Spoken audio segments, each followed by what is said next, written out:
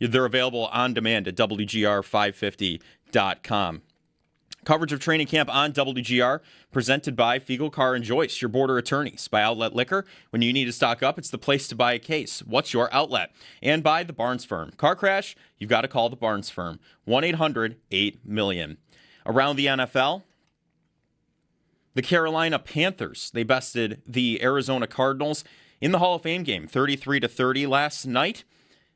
The final big running back off the board as the Lions, they signed running back Jahmyr Gibbs to a 3-year, $67.5 million extension. Colts coach Shane Steichen said there's no timetable for Alec Pierce's return after left ankle surgery. And Broncos coach Sean Payton said wide receiver Jalen Waddle has a strain. He'll return in 4 to 5 days. ESPN's Rob Domofsky reports Josh Jacobs dealing with a groin injury. He didn't practice yesterday, but it's not believed to be a long-term concern. And Bucs general manager Jason Licht said he has no plans to trade Vita Vea. That's your Paddock Chevrolet Sports Update. Paddock Chevrolet with you for the extra mile since 1935. I'm Joe Cali for Western New York's Voice of the Fan, WGR.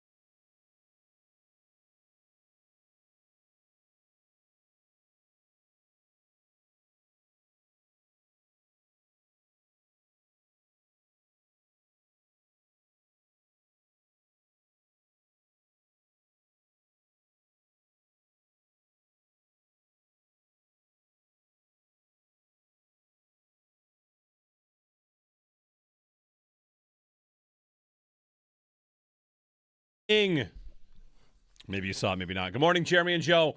The end of that game? Yeah. No. I didn't see the end of it either. I did put on a little chunk of it. And highlights. At halftime, what was it, 17-17? Or it was the highest scoring Hall of Fame game ever? The quarterbacks were good, so. Is it bad to have had the under? Yeah. Just for fun. It's like, this is $5 on the under. I bet preseason unders hit. $5 on the under. That was the plan. $5 on the under. Yeah. Whatever. Hey, we're back. It's Football Friday. Jeremy and Joe, good morning, everybody. They're calling it the greatest Hall of Fame game ever played. It probably is. It might be the game of the year. It might be tough to top that game in the regular season. If you saw it, you know. On the last play of the game, 3rd and goal from the 5, Haynes King pump fakes, runs, and does a Josh Allen dive over the goal line to win. Carolina wins and beats Arizona. And now, of course, they have so much momentum going into the season. Oh, yeah. Yeah. Win in the Hall of Fame game for Carolina. Meanwhile, the Cardinals might go 0-21. Yeah? Between the preseason and the regular season. I think their offense looked like it was good. And I liked Mike LaFleur, my first time ever seeing him interview or anything. He's from the McVay tree. And, man, that guy walking the sidelines. They must take lessons in how to look like McVay. The headset on one ear, looking up, pacing all the time. Even the haircut. Yeah, right. Yep. Talking to somebody on the headset like, oh, this guy is from the McVay school because he looks like he's cosplaying Sean McVay out there. Yeah. So I might like him. I might be into that. He's got the rare McVay and Shanahan because he was 3 years with the Niners and 3 years with the Rams. And you could ignore, I guess, maybe the 2 years there was a Jets run in the middle there. That didn't go so hot. No, but nothing goes hot with the Jets. But otherwise, some Shanahan and McVay experience. Yeah, I mean, you're right. Like a Cardinals fan's probably actually happy last night because your 3rd-round rookie quarterback looked awesome. Lit it up. Yeah, the offense. Carson Beck looked great. The offense looked competent, like it had design. I mean, you have preseason games where guys throw the ball backwards and. Yeah, I mean, I wouldn't take anything away from Carson Beck, but I would take something. We know it. Right. Backwards. I would take something away from my offense. Looked like it has, structure, and the coach was hired to bring exactly that. So, we'll see. We'll see. We have a massive show for you today. Huge show coming your way here on this what we're calling a Football Friday. We've got, among other things, we're going to carry Joe Brady around 8 o'clock. It's the Bills' last practice of training camp today. Then they come back for tomorrow's blue and red. I drove by the stadium yesterday. You were at the stadium yesterday. Did you drive by it while I was at the stadium? I think so, yes. Really? Yeah. You should have popped in. I thought about it. You could have definitely popped in. Yeah? I think you could have, yeah. Without even a credential on me? Just, who would I knock on the door? I think Is there a door to knock I think on? a simple text to almost, you could have got in. Fairly informal event yesterday? Kind of. I mean, there was a list, but you would have been fine. You could have put me on the list? Yeah. No, we went out as a family to the South Towns for the Treehouse Farm. So Nice. I did not go to the food tasting event. So you did not see Zeus on your way by. I did then. not see Zeus, the giant smoker, but I'm eager to hear about it. Mm-hmm. So anyway, we're going to get Joe's review of the food, which we can all eat tomorrow. Still full. And I've got the timeline of events for tomorrow, which includes fireworks after practice. Yeah. So that's kind of cool. Like, what will fireworks look like in the stadium? All right, so Joe's recap of that, the Hall of Fame game, of course. We're going to carry Joe Brady at 8. Before that, Sal joins us at 7, of course, on his way to training camp for the final practice of training camp. At 7:35, 7:40 this morning, Andy Major of the Bills, who we talked to about, like, hey, where's the parking? How should things work? What can fans expect? This is, of course, a new kind of thing. Andy Major had a press conference yesterday with a lot of the media to get the message out there from the Bills. We thought we'd bring it directly to the airwaves. So Andy Major joins us at 7:40 to tell you what to expect and all that. At 8, I mentioned Joe Brady. At 8:30, Vic Carucci joins us. Excited to talk to Vic. He's at the Hall of Fame. He's in Canton for the weekend's events and for last night's game as well. So Vic Carucci at 8:30, and then Michael Fabiano at 9 along the way as we get closer and closer to fantasy football draft season. Maybe you've already had a draft or two, but Michael Fabiano joins us of NFL. Long time at NFL.com. He's at SI now in sport. Locked On Dynasty. Gotcha. Long time NFL Network though. That's the lineup. Yeah. So there we go. Stacked. There we are, stacked. Absolutely stacked. I watched some Hall of Fame game last night. What did I see I watched when Drew Brees was in the booth. That was the period I was watching. Brees was in the booth for a long time, and they talked about Sean Payton. They talked about a lot of stuff, and Brees, if you remember, tried to get in the analyst game, and off the bat was very bad. Yeah, it wasn't great. And people thought maybe take some time, work on this, and come back. Last night, he was great as just a voice of football and talking about, everything you'd want to hear. So maybe that's another step for him to try and come back and get in the analyst game, which last night had me thinking he could do. So that's the part I watched. Yeah. And I mean, there's probably an open gig coming at CBS. Might be. Very possible. He wants to be they need a number 2 now, don't they? Because J.J. Watt's getting bumped up to number 1. Or will DAZN need a analyst soon because they're going to bid for games too? Like, right. If you're Netflix. If you're an analyst, just wait a minute because there's going to be a streaming service that's going to watch you soon. So True. I watched that. That was great and enjoyed it. I would take him right now in the Thursday Night Football booth for color commentary. Instead of Herb Street. Yeah. 100%. I would take that right now. Yeah, and I hated Breeze that first year. Yeah. He didn't say anything interesting the whole season. But, yeah, he sounded better yesterday. And I had heard him maybe he did one of those Netflix games. Like, he had done a one-off somewhere, and I thought it sounded a little bit better than he had sounded originally. Yeah. That was, like, last year, I think. So I would take that. One thing you wonder about for this weekend, so Breeze goes in the Hall of Fame, and Sean Payton is going to be the one that introduces him, or is the tribute, all that. Yep. Payton, for a lot of people, comes across as not very likable. And will he come across as likable, or how will he present Breeze in that spot? So that's something you can watch, of course, this weekend. Breeze, the fourth highest QBR by any quarterback in a span since joining the Saints. So from his Saints career, he's the fourth highest rated quarterback ever. He was good. Great, MVP. All-time great. He probably will be underappreciated forever because he played in an era where, like, when the quarterbacks of that generation get mentioned, it's probably really easy to forget him. Like, oh, that was the Brady Manning, Roethlisberger. Yeah. Era. I feel like it went from Brady Manning Roethlisberger to Brady Manning Breeze. Yeah. Roethlisberger in the early stages of his career was thought of as one of those top 3 guys, and Breeze did get into that mix.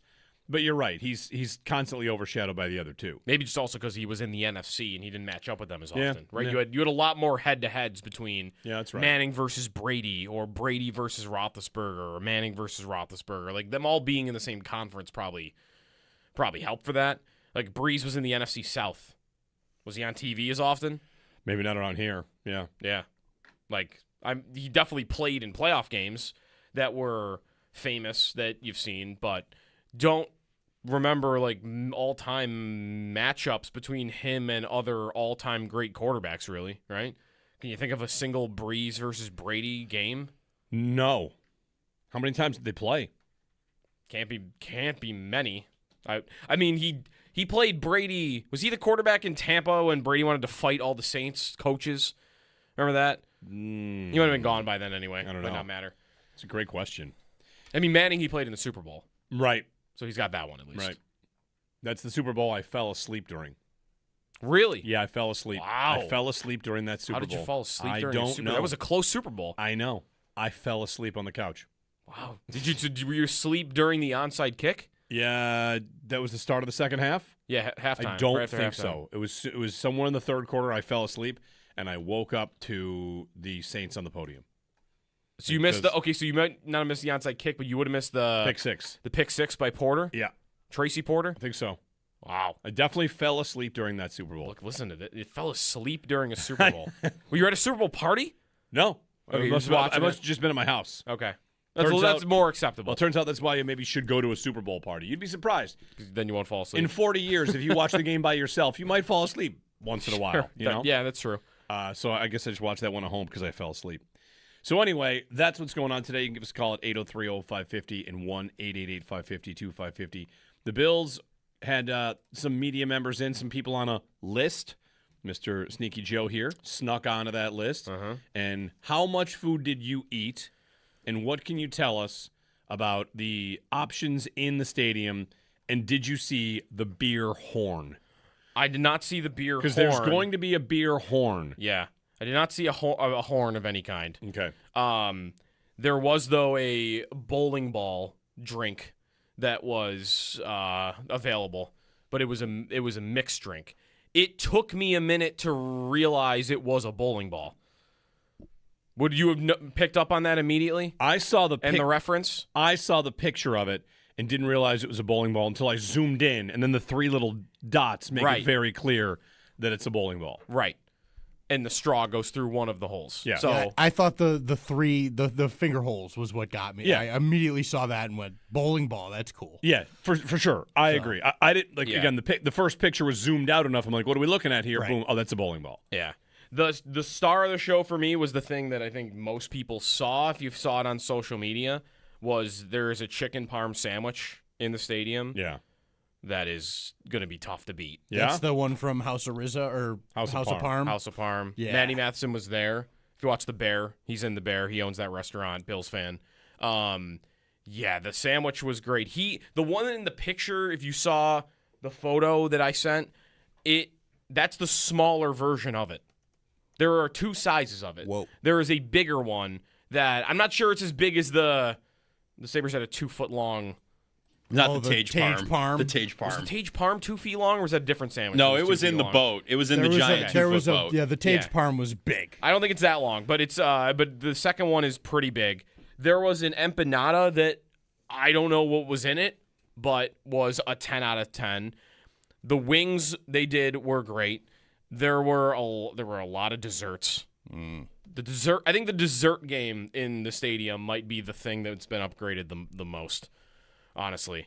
You sent a picture of a lot of cookies, like There was a wall of a cookies. wall of cookies. There was soft serve being thrown around everywhere. I did not try the soft serve. To your question about how much I ate, I really tried to pace myself. Like, I will have a bite or 2 of everything. And then I realized everything is a lot. There are a lot of things. When there are 25 things and you take a bite or 2, like, okay, I've eaten 50 bites of things at Now, this point. Number one question, I'm sure you saw a lot of this on social when you tweeted out pictures.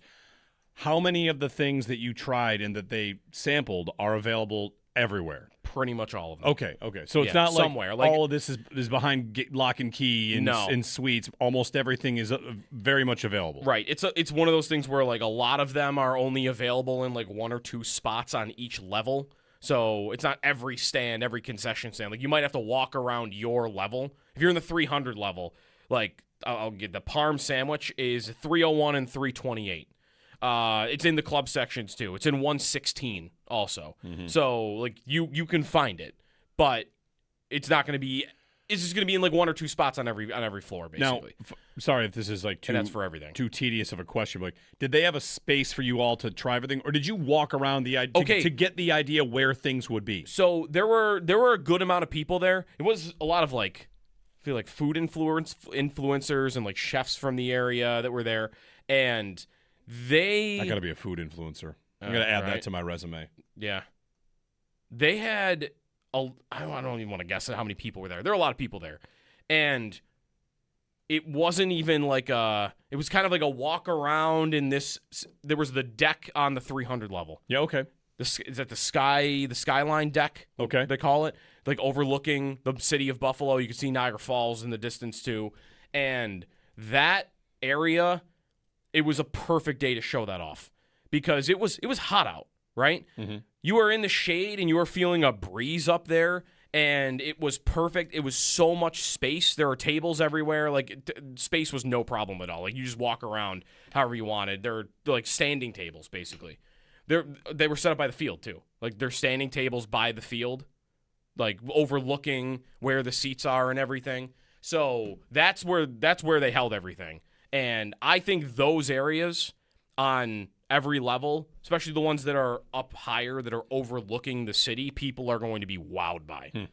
So that was a cool part about it. It feels like in the stadiums that I've been to, it's not always a star of the show, but Cleveland, baseball stadiums have this too.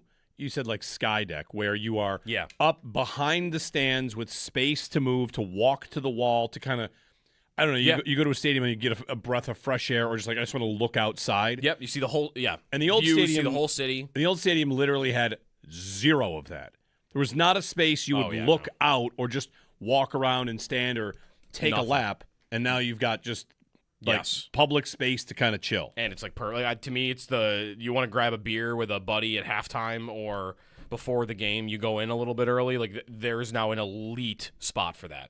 Yeah, you're right. Like, I guess if you went to the very top of the 300 level in the old stadium, you probably would get some views, but you got to do some climbing to get up there. That's right, but I always felt like no one goes up there though. For like, I'll meet you at the top of the 300 level. In fact, I feel like you went up there to go to the bathroom, and if you were up there, maybe they encouraged you to move. Like it was not exactly a place you would go to just stand and hang. Yeah, don't come and hang out. Yeah, that's right. So that space is going to be. People are going to love it. I would say, though, my favorite part of all of it, even though I would say the chicken parm sub is my favorite, all the barbecue stuff, the smoker, everything that came out of that smoker yesterday, I feel like was excellent. Yeah. There are a lot of local restaurant tie-ins that were there, and the barbecue was top-notch. There was something called a Texas Twinkie that was the thing I think I ate the most of. You ate a lot of the Texas Twinkie. It was just a jalapeno stuffed with.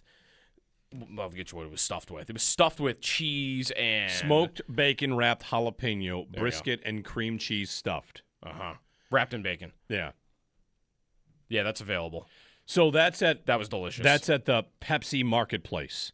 Yeah, okay, so that's another thing. Did you go to that Pepsi Marketplace when you're in there, or do they bring all the food to a... They brought all that in, but they showed that they made you walk by the Pepsi Marketplace, which is going to be outside the stadium, but inside, like, you go through the ticketing gate, and then you're kind of in the big pavilion around the stadium, which even that I think is pretty different than the old stadium. Oh, yeah. And anybody can go in there. You don't need a ticket to go into the around the stadium pavilion. You just go through security. No, this is within even that. This is within the ticketing. Right. Okay, so sorry, right. There is the pavilion where the Buffalo statues are that you can walk around, and people were like just there, by the way, just like taking pictures, doing that.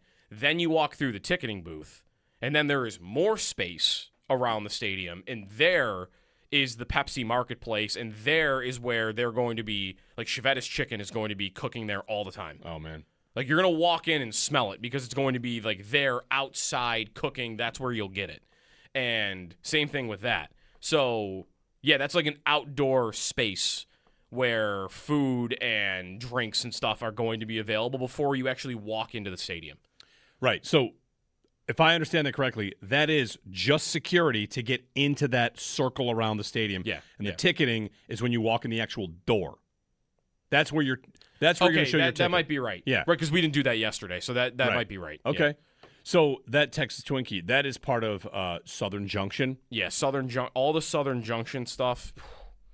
Yeah, Listen, there was brisket and like there's a it's, barbecue platter. It's a news item because it's about the stadium. And if you don't know about Southern Junction by now, I mean, come on. They've been featured on like CBS Sunday Morning and nationally acclaimed. They are going to serve the Barba Curry Foldy at the stadium. Uh-huh. Have you ever had that, or did they have that there yesterday? They did not have that there that I saw. Okay. But I think I've had the that Barba before. Curry Foldy is one of those things that I remember when I ate it. Yeah. How many food items in your life? You know where I where can you're remember just where like- I was. Where it's like, well, I mean, I was at the restaurant, but I was with my cousin from Australia who was there up for a visit, and we was like, let's stop by this place, and we feel like it changed our lives. I sent him that this was going to be at the stadium, and like we proceeded to talk about it for 10 minutes. Yeah. That might be the best item of food in the city. Mm-hmm. Never, in my opinion. Never mind. That's at the games. I could get one of those. It's gonna be at the games. Holy cow! So Texas Trinity, I did try. That was Okay. prime brisket, pork spare rib, homemade kielbasa, pickles, mild barbecue, coconut curry. Did try that. man, That was incredible. Yeah. Again, the desserts though. Holy cow! With the amount of desserts that they had. Not that I'm going to a game like I'm coming here for ice cream and cookies, but what was really that at the old stadium?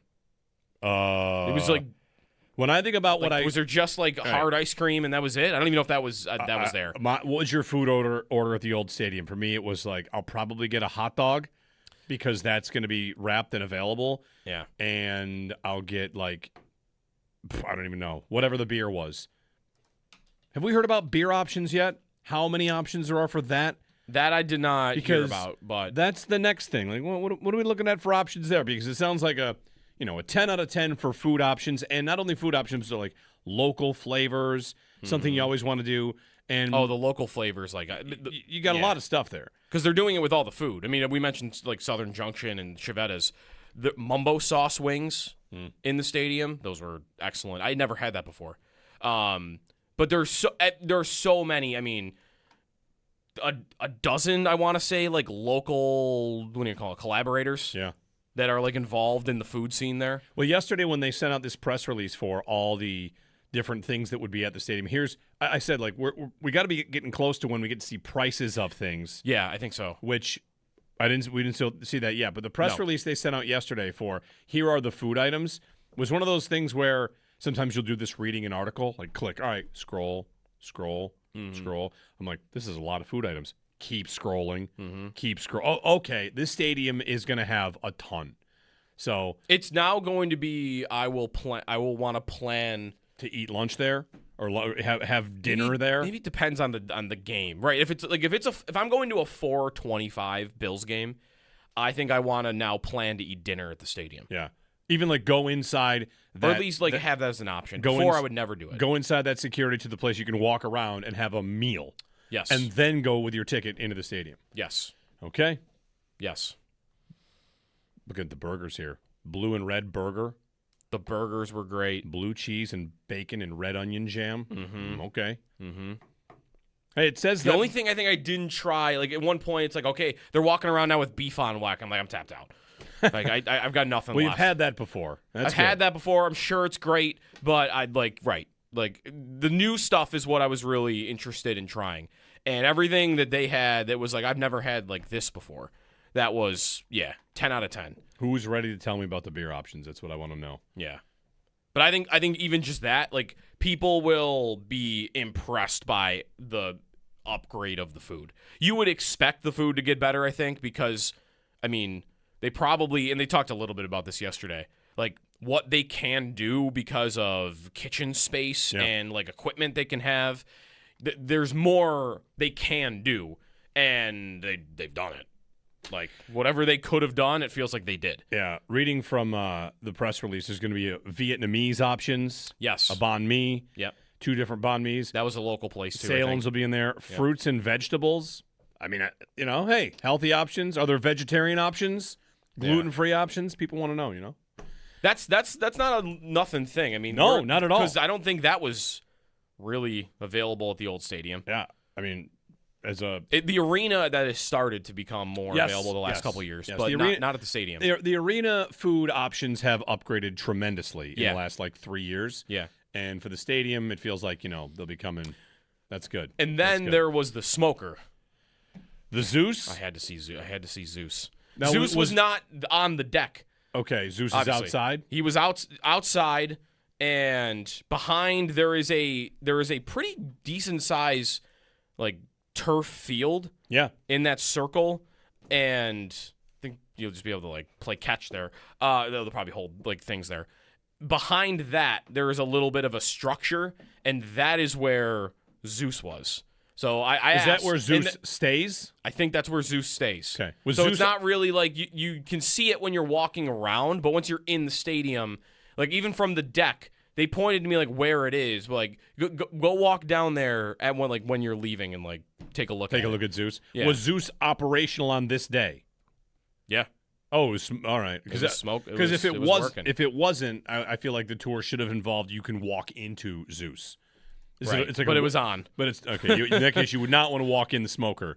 But no. a walk-in smoker sounds like a nice feature. Yeah. It was certainly big enough. Yeah. If it wasn't on, to poke your head in there. Well, excited to find out some of this stuff. How it is tomorrow. A lot of wing options. Wings at the stadium. Have there been wings at the stadium?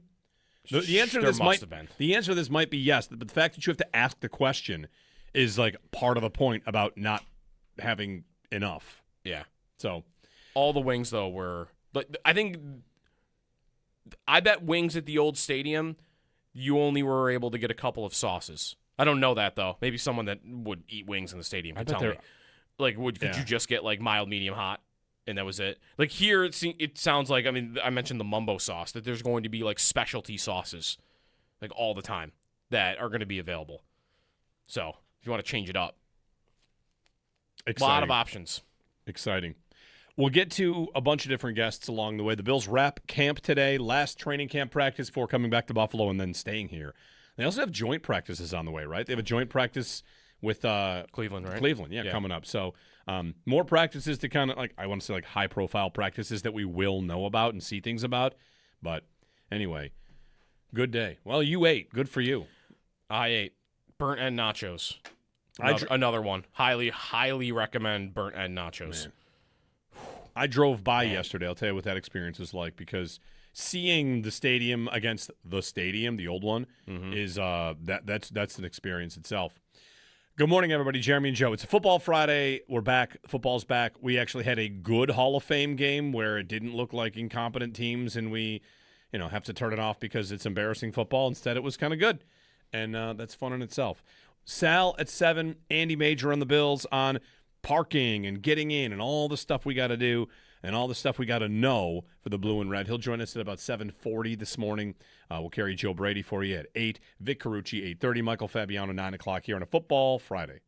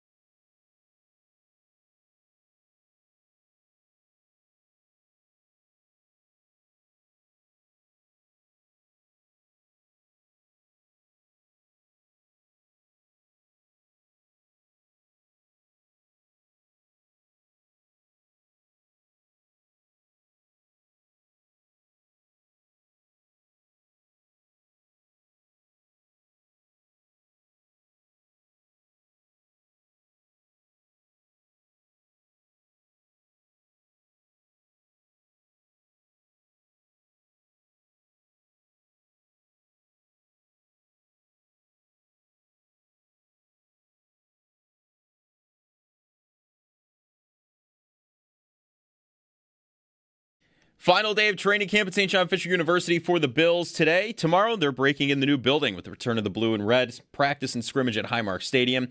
Yesterday, we heard from defensive coordinator Jim Leonard. Today, we'll hear from head coach Joe Brady right around 8 o'clock. We'll carry that live for you here on WGR. In case you missed any of the coach or player comments throughout camp, they're available on demand at WGR550.com. Coverage of training camp on WGR presented by Fiegel Car and Joyce, your border attorneys, by Outlet Liquor. When you need to stock up, it's the place to buy a case. What's your outlet? And by the Barnes Firm. Car crash? You've got to call the Barnes Firm.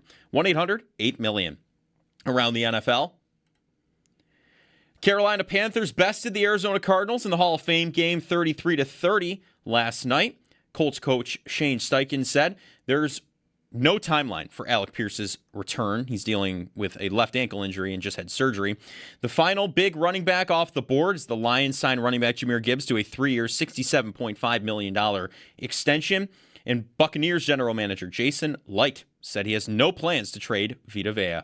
The Paddock Chevrolet Sports Headlines. Paddock Chevrolet with you for the extra mile since 1935. I'm Joe Cali for Western New York's Voice of the Fan, WGR.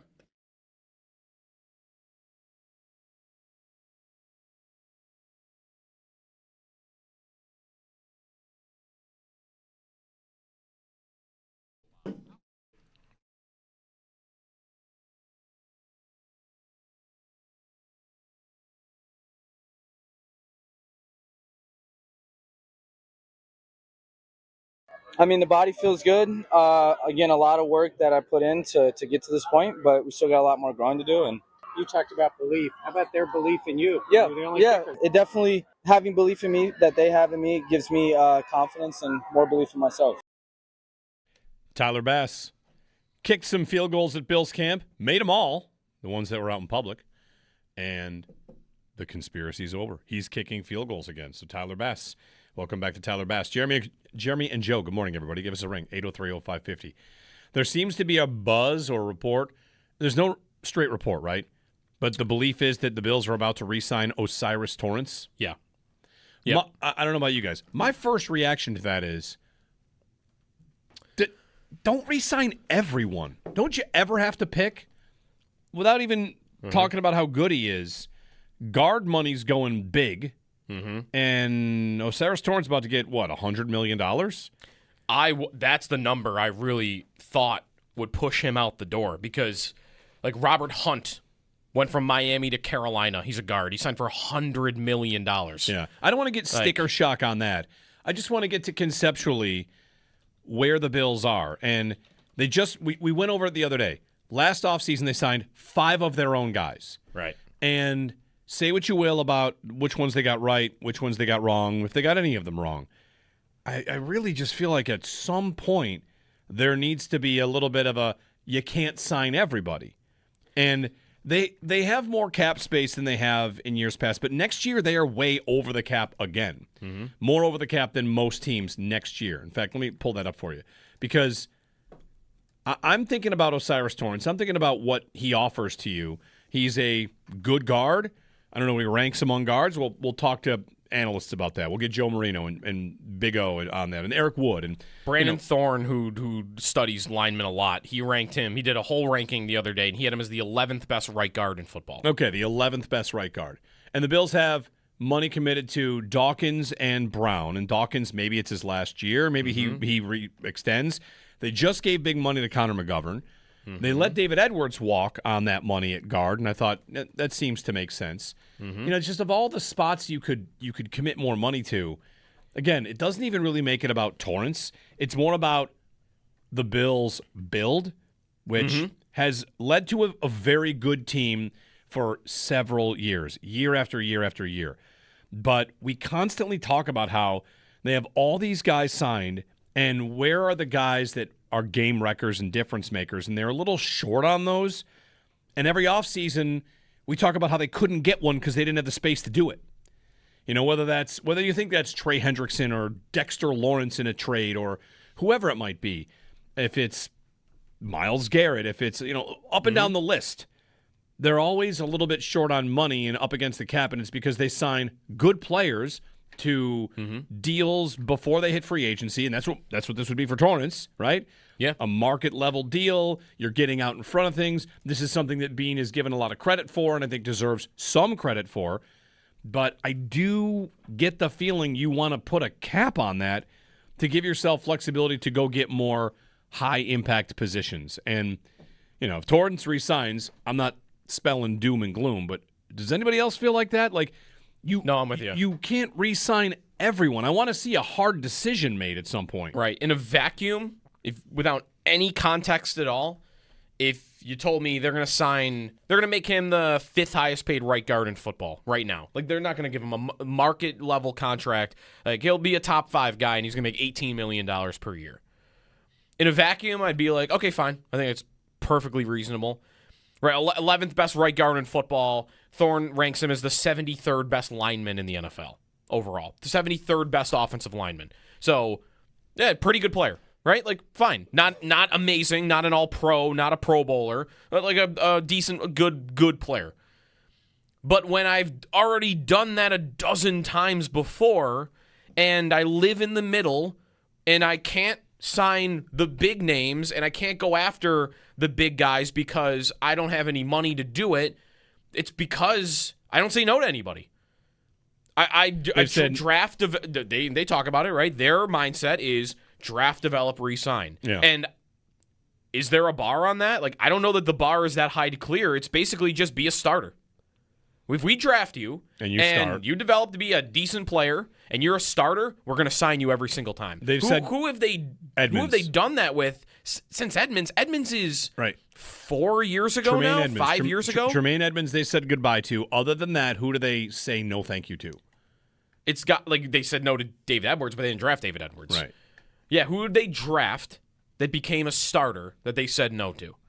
They signed Shakir. They signed Benford. They signed Bernard. And again, like all these guys on their own, I don't think is that bad. But I'm with you. Like I think they severely limit their own flexibility because their bar for who to sign in this department is pretty low. Yeah. Well, we got to this the other day very briefly, and I want to bring it back. Looking at next year, according to Spot Track, the Bills have the second least amount of cap space next year by being $53 million over the cap. Next year already. Now, the cap will go up, what, $35 million? Yep. But you'll have work to do to get under the cap again.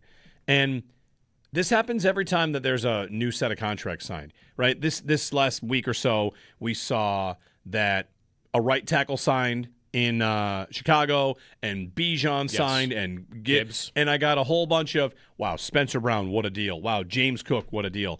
And without even disputing that, I think how come, anybody want to discuss this? How come we all think that the Bills have a bunch of contracts that really look like bargains and yet don't have cap space? How do those two things work? Look at all these incredible bargains that they've signed. What am I getting with that? Am I getting the room to go land a whale? If Justin Jefferson hits free agency, I can't pay for that because I have locked so many guys up in contracts. I don't have, the bargains. And one thing about the Bills is this draft class, they really need to start young players hitting. That's that's maybe a side effect of like, since they have not had young players contribute in a couple of years, that's maybe why they signed so many guys. But what did Torrance do? Torrance was, let's draft a guard in the second round. And how'd it go? He started day one. He just played. Right. Just from the start.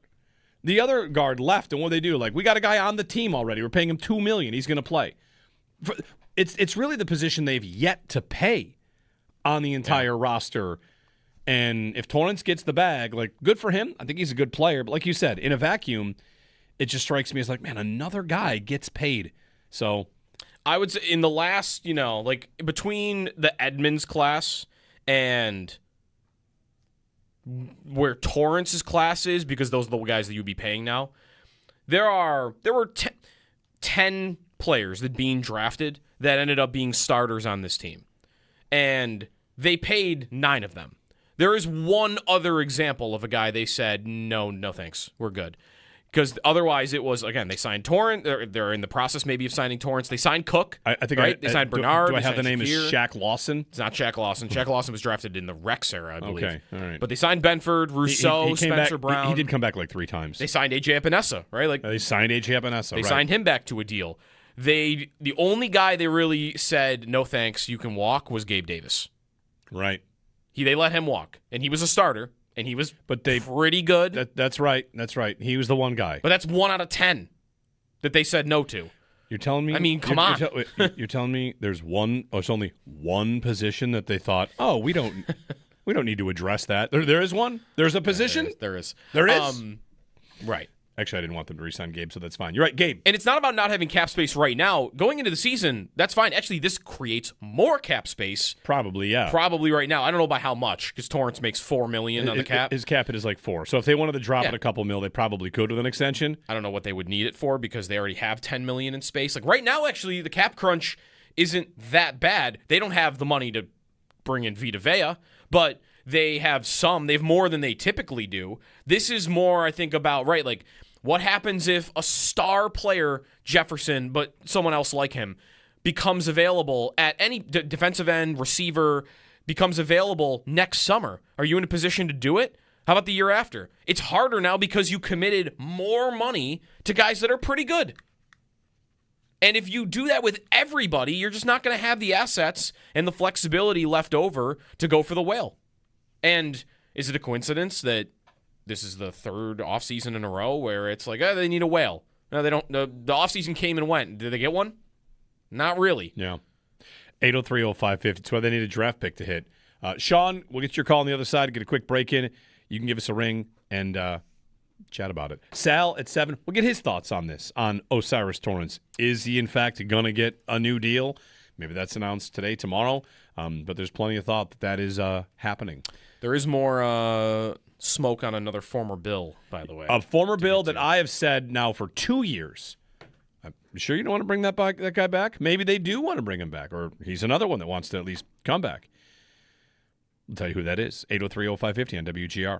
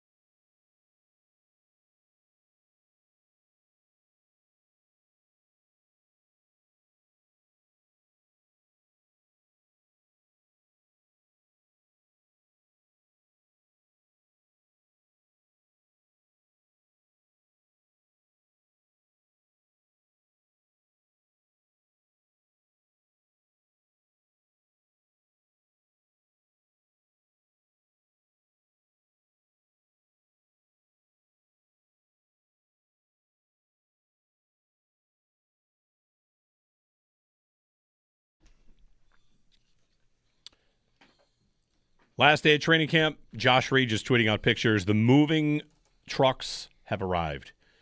Moving the Bills out of Fisher. They have a practice this morning.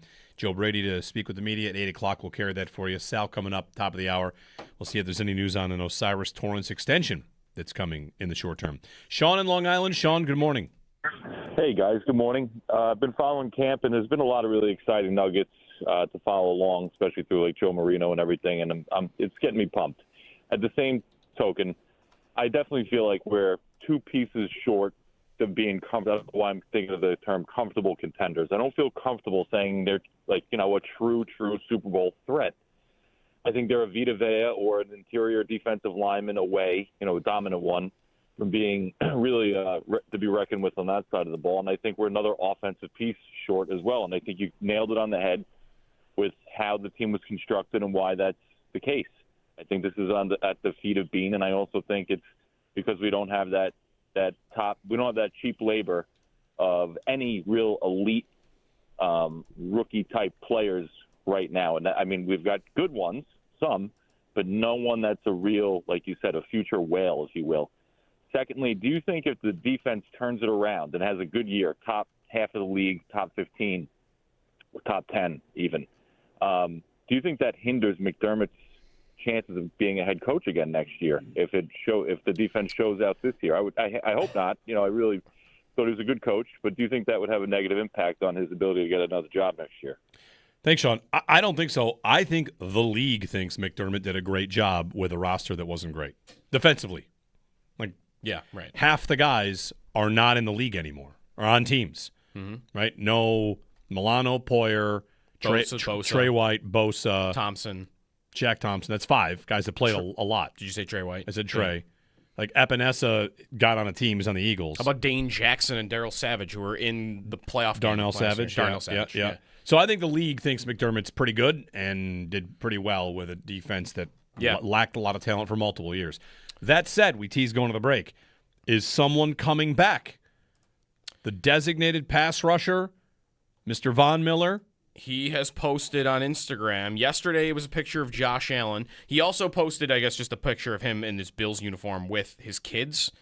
Later yesterday also. Now he has got himself in a Bills uniform, lacing cleats up, and the message on the post is unfinished business, and there's a gold trophy emoji next to it.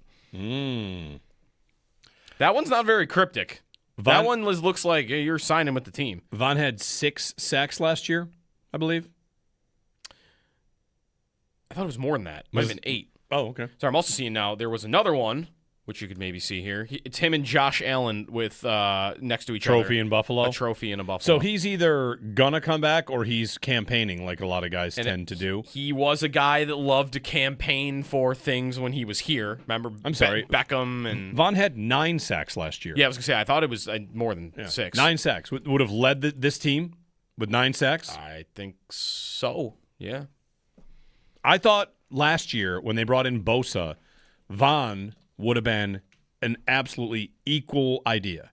He signed for less and produced more. 2 years ago was low-key a good year for Von. Yeah. He played 33% of the snaps, like very isolated situations for the Bills, and he had 6 sacks. And like all the pressure rate numbers were good. Everyone remembers the year where he did nothing, right? Like it's 0 tackles coming back from the injury, and he even said he shouldn't have come back yet. That year was horrific. The following year, 6 sacks in a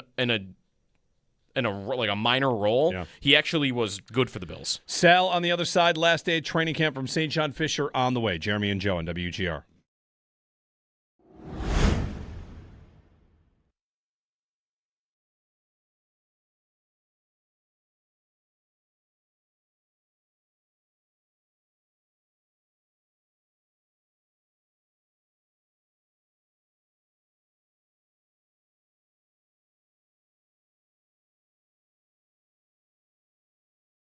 Belief is that the Bills are about to re-sign Osiris Torrance. Yeah. I don't know about you guys. My first reaction to that is, don't re-sign everyone. Don't you ever have to pick, without even talking about how good he is, guard money's going big, And Osiris Torrance about to get, what, $100 million? That's the number I really thought would push him out the door because, like, Robert Hunt went from Miami to Carolina. He's a guard. He signed for $100 million. Yeah. I don't want to get sticker shock on that. I just want to get to conceptually where the Bills are. And we went over it the other day. Last offseason, they signed 5 of their own guys. Right. And say what you will about which ones they got right, which ones they got wrong, if they got any of them wrong. I really just feel like at some point there needs to be a little bit of you can't sign everybody. And they have more cap space than they have in years past, but next year they are way over the cap again. Mm-hmm. More over the cap than most teams next year. In fact, let me pull that up for you because I'm thinking about Osiris Torrance. I'm thinking about what he offers to you. He's a good guard. I don't know where he ranks among guards. We'll talk to analysts about that. We'll get Joe Marino and Big O on that, and Eric Wood and Brandon Thorne, who studies linemen a lot. He ranked him. He did a whole ranking the other day, and he had him as the 11th best right guard in football. Okay, the 11th best right guard.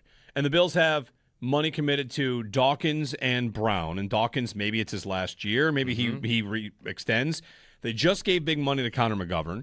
Mm-hmm. They let David Edwards walk on that money at guard, and I thought that seems to make sense. Mm-hmm. Just of all the spots you could commit more money to, again, it doesn't even really make it about Torrance. It's more about the Bills' build, which has led to a very good team for several years, year after year after year.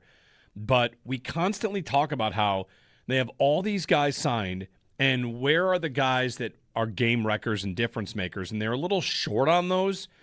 And every offseason, we talk about how they couldn't get one because they didn't have the space to do it.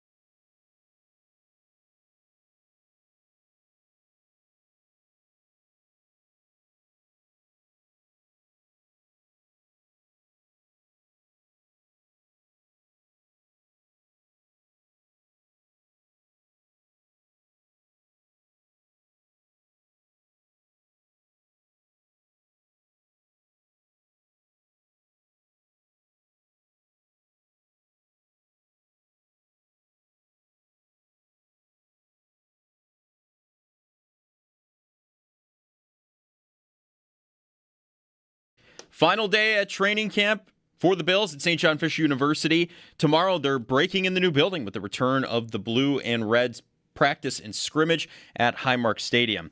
Yesterday, we heard from defensive coordinator Jim Leonard. Today, you'll hear from head coach Joe Brady right around 8 o'clock. We'll carry that live for you right here on WGR.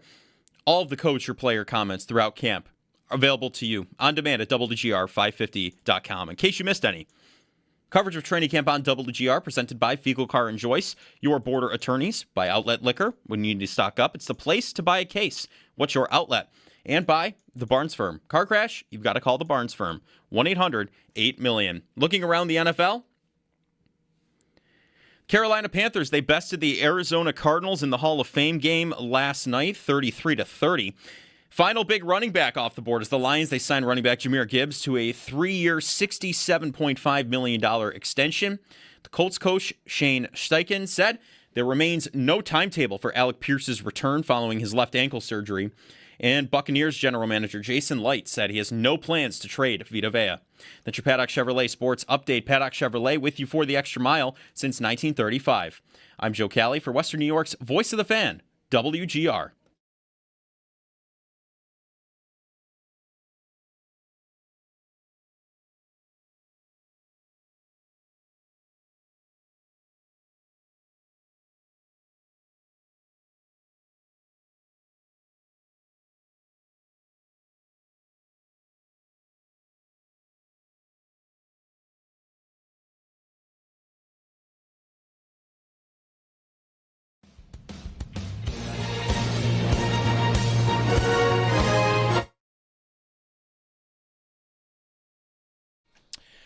Football's back. We had some Thursday night football last night. Carolina, Arizona. Early contender for game of the year. Haynes King with the walk-off touchdown dive. Sal Capaccio joining us on the Western Hotline. Sal, good morning. Good morning, guys. How are you? Josh Allen for Haynes King, 1-for-1. Let's reset the clock here, Sal. He looked pretty good. I mean, he played like Josh. He's out there pump faking and diving, and it was kind of electric. So good to have football back. Even if it's the Hall of Fame game, it's a far cry from when they canceled the game because of paint on the field. I saw some of the game where I was watching it a little bit on the TV. Didn't have the sound on. And one thing, I don't know if I didn't watch enough to see, like, did he get in? Like, I saw, like, afterwards, I'm thinking, boy, they didn't review that, did they? Like, he actually got in. His shin or knee didn't touch, right? Yeah. Right. No, I thought the same thing. Like, did they? Because I only saw the highlight after. If they had gone to Gene's the highlight territory, cut off. I didn't know if they reviewed. If I made it to my first game and Gene's territory comes on my screen, no, it was NBC, so that's what it would have been. Terry McCauley, maybe. Anyway, we're in the books with one game.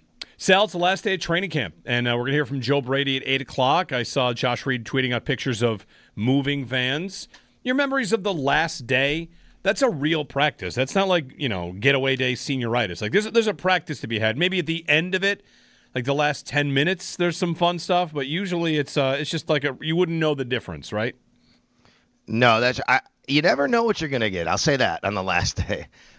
We've been in situations where the last day they just let everybody go after an hour, and it's really light practice. We've been in situations where they go the whole practice, and everything just, is just like every other day you've been here. And then there is some rain in the forecast a little later, which means it'll like pour the whole practice today, apparently, because that's what happens when you're out here at St. John Fisher this year. So not really sure exactly, what the practice will hold, but guys, it's been a short camp, and we know that. And we knew that was coming in, a short camp as far as the days. They don't go too long, usually less than 2 hours every day. I'll expect something like that again today since it's been like that. But it's been short, and they do have the practice tomorrow. And if you count that, it's the only time they'll go 3 days in a row. Like, they have not done that. You guys have been coming out here long enough. Mm-hmm. You ever remember a situation where they never did 3 days in a row? Like, that's what happened this year. Yeah. Yeah, tomorrow, I guess, would be, in your experience, the same as any other practice. Like, what do you remember that they do differently in the blue and red? It's been different before. In years past, I remember one year they did like a scoreboard, offense against defense. You guys remember that? I'm not sure. I think I was at that one. Yeah. Okay, they did a scoreboard. So that's why I get hung up in blue and red scrimmage. Right, like it's not a scrimmage. Right.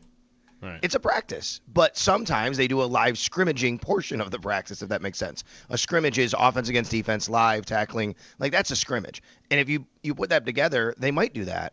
I don't know if they'll tackle. I doubt it. You never see that kind of thing in these kinds of practices. So it'll look like a normal practice, but they generally do go a little more live period of offense against defense, and then you don't really tackle to the ground. It has happened. I think I've seen that before, though. So it's always different. In the, 9 years Sean McDermott was the head coach, there were different ways they've done it before, and year to year. Now, I'm just really interested with how Joe Brady's going to treat this thing tomorrow night. Sal, there's a report, rumblings. You've got Eric Turner, Cover One, reporting, according to sources, and I've seen this a couple other places, a little rumble, that the Bills are about to extend Osiris Torrance. And the guard market has gone really high, like a lot of other markets. I mean, it's the passage of time. A lot of these contracts are getting big. Signing Torrance would, A, fit in line with what the Bills do. Before a guy gets to free agency, they sign him to a deal, and in 2 years, we talk about how that deal looks pretty good. The question Joe and I had about this, and interested to get your thoughts on it, since this is what they do, I wonder if there's doing this a little too much and never really saying goodbye to anybody. It's been Tremaine Edmonds and Gabe Davis, and everybody else stays, and, it's good players that get paid. So your thoughts on Torrance and an extension that looks like it might be imminent, and whether or not that's a fair criticism or a fair concern about the way the Bills approach this. Sure, I think it is, but I think that you have two sides of this, which is the Bills' philosophy is you draft, you develop, and you re-sign.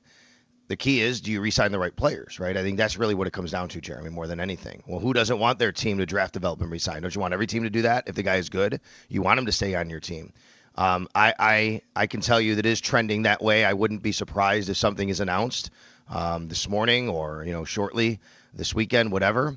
And it's important to remember here that Matthew Bergeron, the Falcons guard, same draft class, he was a second-round pick that year. He just signed. Now he was 4 years, $96 million.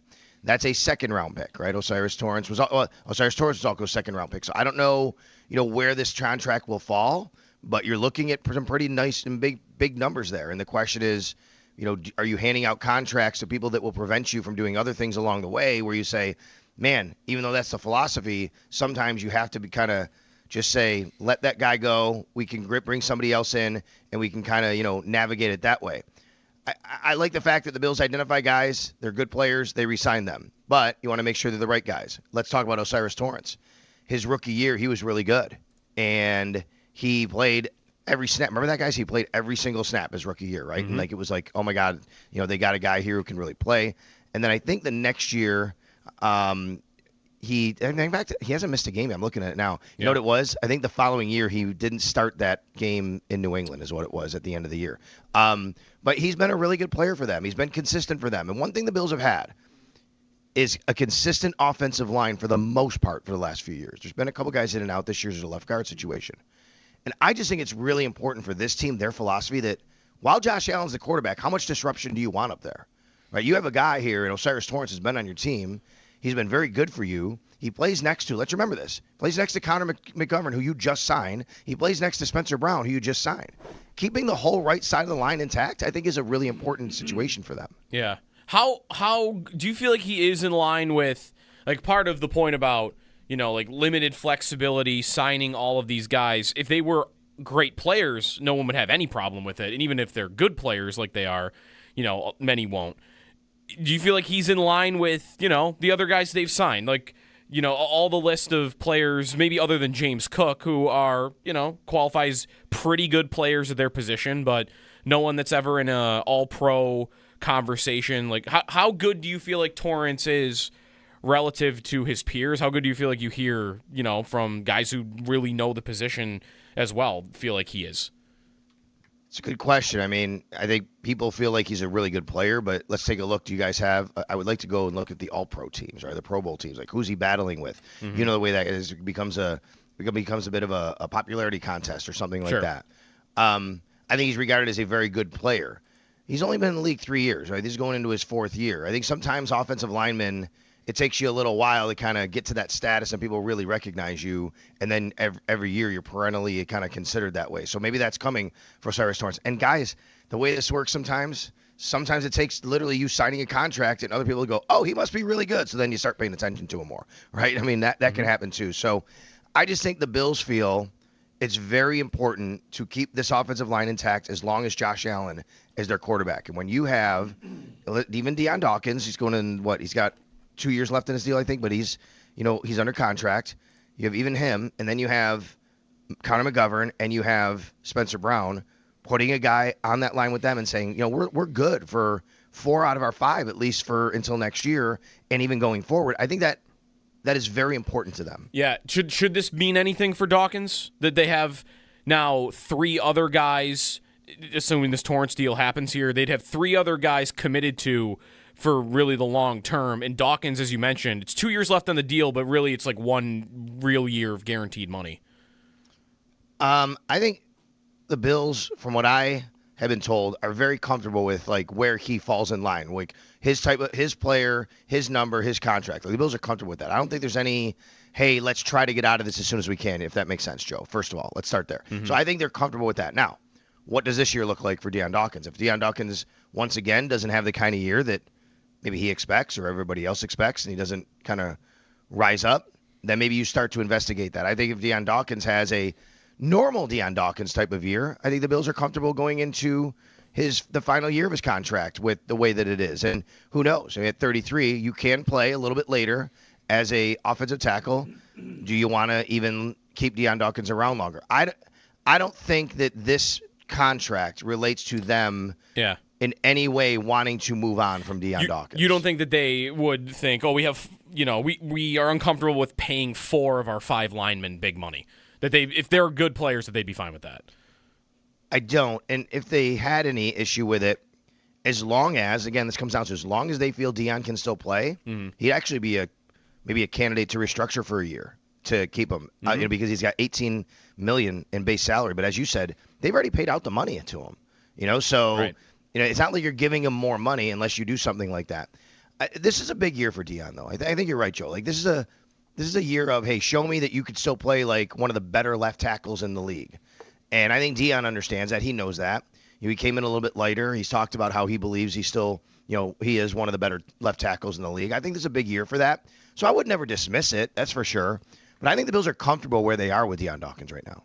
The other thing this would do a little bit, Sal, is generally, or almost maybe every time when someone signs an extension, their cap hit that year will get lowered. We've talked about, though, that the Bills maybe have a little more space going into the year already than they typically do. So I'm not sure that's really a part of this, right? Like, Torrance is at $4 million as a cap hit, so maybe that gets lowered, but not enough to where I think we're talking about, like, oh, they're doing this because they're trading for Vita Vea or something. No, I agree with that. This is not a situation where you're doing this to free up money to go do something else.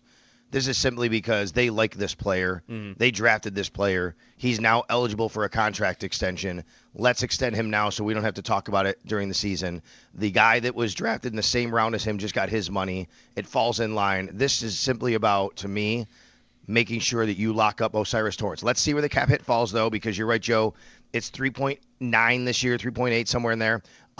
If they do free up some money, that's great. I don't think it necessarily is a reason you do it, though. Don't think this is that. But the other thing that's happened really this morning and last night, Sal, Von Miller is posting a lot of Bills stuff on Instagram. His last thing was him lacing up cleats in a Bills uniform, unfinished business, and then there's a trophy on it. Now, Von has done a lot of this type of stuff on Instagram in the past, so I guess for you, like, would it be surprising to you if he were to come back? He is available, and he did have 9 sacks last year in Washington. So, I don't know, like, would that be shocking to you if he was about to return to the Bills?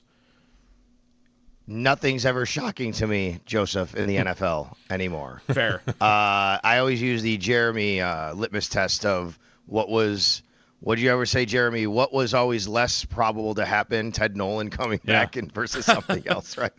You know what I mean? Yeah, I always remember that was the funniest thing. He's right. Like, it's true. I mean, you never are surprised. And I'll say this about Von. Even, like, how surprised would I be? It's Von Miller. He has a great relationship with Brandon Beane. He actually, what were his stats last year? He was okay last year, actually, wasn't he? He had good pressure numbers, and he had 9 sacks. Not playing. I mean, like, you would expect the same here. Like, he played 37% of the snaps in Washington, so I imagine he was just going in on like obvious passing situations. Yeah, I mean, I think I wouldn't be surprised. I have no idea. Like, I haven't heard this going that way, but this is just him on social media and his behavior. But I would not be surprised if that were the case. It just feels like, and then you think about, well, where are you putting him and how does he fit in? What's going on here? Because one thing I've talked about here, guys, is they already have several guys at that position. Rousseau, Chubb, Michael Hoyt, TJ Parker, Javon Solomon. They signed Mike Dana, right? I mean, where do you fit him in if he's just a specialty pass rusher, especially? Like, that's the part that I look at and go, that's interesting. Now, I also think that because of the change of defense, because of having some younger players on the defense, I could absolutely see Brandon Beane and his staff and the coaching staff saying, man, we get a guy in here that has been in this league, who's a great mentor and great leader for a lot of these guys to bring in here and could just fit into any defense and understand how to do it. Like, that's a really good thing. I mean, this is a defense that has definitely gone through not only a transition in scheme, but really a transition in age and experience. Look at the guys we've been talking about. Caleb Elarm-Zor, Davison Igbinosun, up front, Deion Walker, TJ Sanders. These are players, TJ Parker, of course. Like, this is not the Sean McDermott, all the veterans coming back. Yes, obviously if Von Miller did. But the point I'm making is they might want someone who has that type of, skin in the game and experience to bring in on this defense with a lot of younger guys. Yeah. Sal Capaccio joining us on the Western Hotline. Last day of Bills training camp today from St. John Fisher. Tyler Bass kicking, that's good news, right? Mm-hmm. Good to see that out there. Conspiracy theories are all immediately squashed. What's going on with Bass? Yes. So he kicked, and he kicked well, too. When we were talking yesterday, you were at practice, and you kind of had to run around to the other side of the field to get a look at it. But reports, 7 for 7, continuing to move back every time. He wasn't. It was clarified. I know a few people thought 7 for 7. Where we were standing, we couldn't get the actual angle. I believed. So our buddy Matt Perino, for his angle, said 7 for 7. I said I think he was 5 for 7. We asked him a few other people. We came to a consensus as a media, guys. We think he was 5 for 7. He pushed 2 of them right. One of them was 43. One of them was 51. That being said, I didn't care about that. They were close enough to even think that they could have went in, number one. And number two is he just looked like he had a strong leg. That's what I care about right now. Mm-hmm. Like the accuracy part, you'll get down, you work the next few weeks, but his leg looked good. It looked strong, and that's the encouraging part. And yes, he did kick for the first time, and he said, I know you guys have only seen me kick once, but we've been kicking out here, so it was kind of interesting. Yeah. Last year, do you remember the story last year for him? Like, he kicked in the preseason, didn't he? And then re-injured? Yeah. Okay, so he kind of got back. His last time he kicked in a game was in Tampa, that final preseason game. Okay, right. So and then he got hurt again because he tried to come back. Remember, he missed most of the preseason training camp. Came back, kicked, got hurt, and then elected for surgery. Right. So I guess not to say that that it has to happen again, but they're going to want to see him get through games, I'm sure, before feeling super comfortable with him to start the season. I believe so. I think that starts tomorrow. Like I think he probably kicked in that environment yesterday to kind of get him ramped up to kick tomorrow night. Mm-hmm. And then from there, now you get a little bit more, you get to next week. So yes, you're going to want to see that. He is the only kicker on the roster. Let's remember that.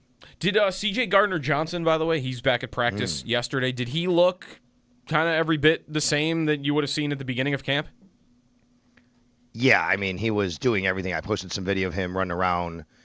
He did everything you'd expect. He was in full go in all individual position drills, and he was full go in 11 on 11. The story with him yesterday was what he said after practice, I think, more than anything. Yeah, I don't know if you guys saw everything there. You got into it with him right about Houston and the experience there, and he went pretty far, didn't he, on his... He did. Yeah, go ahead. Go ahead. I was going to say, I just want everyone to be ready for him to say the same thing about the Bills in 1 year, right? I get for it. A guy that moves teams every year. Maybe this is the one team, though, that cut him in September. Okay. Usually he leaves a team at the end of a year, so right? I would say this. You guys have the audio. I would encourage to play it for listeners. Just not trying to do Joe's job back there for him, but seriously, it's really interesting. Like, you have all the audio, and let me just set up the background of what happened here. Joe, you say got into it. It wasn't in a contentious way. It was actually a great way. Right, yeah. So... I poked around for some of the places he's been in. Philly, Chicago, Houston. Last year he was in Houston. And one of the things that came out was I was told that they just didn't like him in Houston. It did not end well. They got rid of him pretty quickly early in the season. He was doing his own thing, didn't fit in. I'm like, okay, kind of interesting. So yesterday we start talking to him, and I'm thinking, boy, he's going back to Houston week 1. I didn't even think about that necessarily part of it other than, hey, it feels like things didn't end the way you wanted to last year. They didn't end well in Houston. What do you think about going back week 1? He says they're a good team, nothing on the front office or staff, but the players are good. And he said all the BS that came out, it was lies. And then someone asks an unrelated question just about something else. at the end of that, he's answering it, and then you could tell that it was still on his mind. And he stops. He looks right at me, and he goes, "I'm glad you brought up that Texas crap. You got me pissed now." I said, "Is that a good thing?" And he said, "That's a great thing." I'm like, "Okay, well, what happened? You said there were lies. Like, how did it end?" And he said, "You still got no confirmed real story what happened. So let's talk about that." I'm like, "Let's talk about it. Here we go, baby. All right, you want to do this." So, right now you're like, okay, this guy wants to talk about this. He wants to talk about what happened. So at the end of the day, you guys can play the audio. I tweeted out the entire quote on my X feed at Cell Sports. He basically said, after they lost to Jacksonville, they were 0-3. They told him he didn't gel with the team. He didn't fit in. He goes, "We're 0-3. Like, I'm one guy on this team." He said he felt disrespected, the way that they handled him. "I'm a grown man. 1 5-second phone call. What are we doing? Why didn't the coach speak up on it?" It was really interesting, and he is obviously pretty upset at the way things ended with the Texans last year. Yeah. That to me was the biggest difference between that stop and the others. And you could just see that on like when the timing of it happened, right? Like how often does a guy starting like that get cut 3 games into a season? Right. Like that's pretty rare, I think, in the league. I agree. It's funny. I tweeted that out. A lot of Texans fans came in, and I think, rightfully so probably. They said, look, we were 0-3 with them, the fans. Then they went 12-4, 12-5 they finished, right? He's off the team. Now, is there a correlation? I don't know. I think that could be a leap. Like, how much did that matter? He did get injured in August. He was released in September, just a few weeks later when he came back with from a leg injury. So, the Texans fans jumped on it when they saw the tweets and the quotes, and they're like, yeah, he was here, and then he left, and we got a lot better.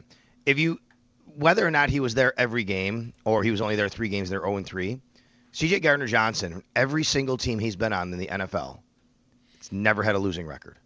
The worst is 9-8, and he's been to 2 Super Bowls and won 1 of them. And again, what kind of correlation can you make? I don't know. He's in New Orleans for a few years. He's in Philadelphia, Chicago, Houston. But if you take every team that he's been on, whether it's 1 game or 17 games, at the end of the year, that team had a winning record for every year he's been in this league. So Capaccio on the Western Hotline from training camp. Last practice coming up today at 8:30. Joe Brady speaking at 8. One more guy, Sal, to mention really quickly, because I saw you wrote about him, and I'm not sure his name has come up the entire offseason, at least not with us.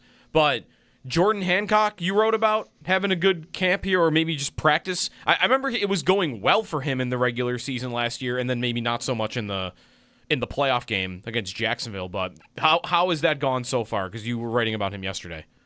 He had a really good day yesterday. That's why I wrote about him. Really good day. He actually, on a blitz, he blew up Ian Wheeler in the backfield, the running back they signed from, the UFL, XFL, whatever. Yeah, UFL. He signed him and did a really good job. Would have been a sack. And then he had an interception in the back of the end zone later.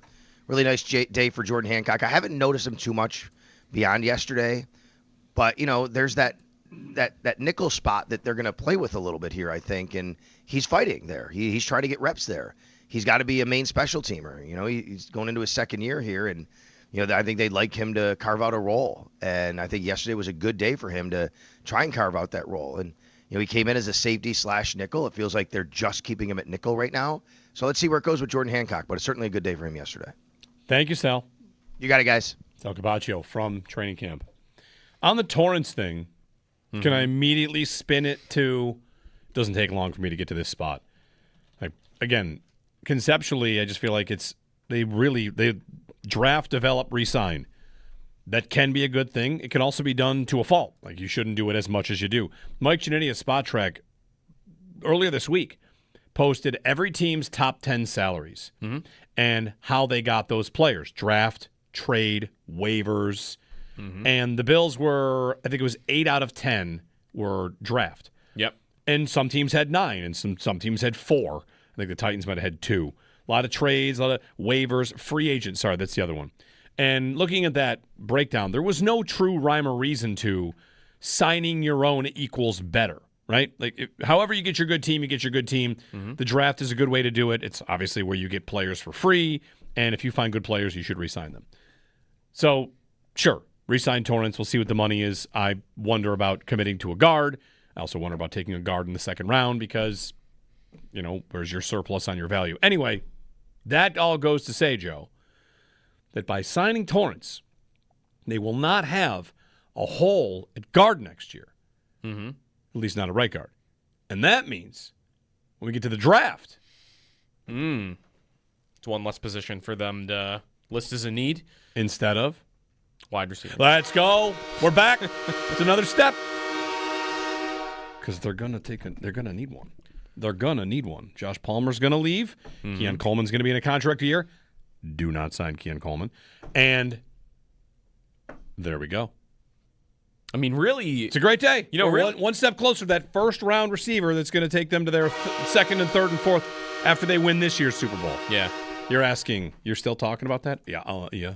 Yeah. Remember where we were at with Diggs when he was like 29 here on the Bills? We thought they should draft a receiver to kind of like usher in the next era. It was like they should start working on his replacement for down the road for when he's good still, but not the number one. And now DJ Moore's on that exact timeline. And he's the exact age Diggs was then. Yeah. When that seemed like a pretty good idea. And they didn't do that, and of course, like Diggs left. And then then they weren't ready. No, that's right. Anyway. Hey, Thursday Night Football last night. Pretty great, right? Now it was great. Yeah. Starting last night, there will be a football game on Thursday for the rest of the year. You will have every Thursday you can watch football on television starting now. Okay. Next Thursday there's an NFL preseason game. It is Bengals and Lions next Thursday. Are we including college? Isn't there a week? Actually, there's like 10 games.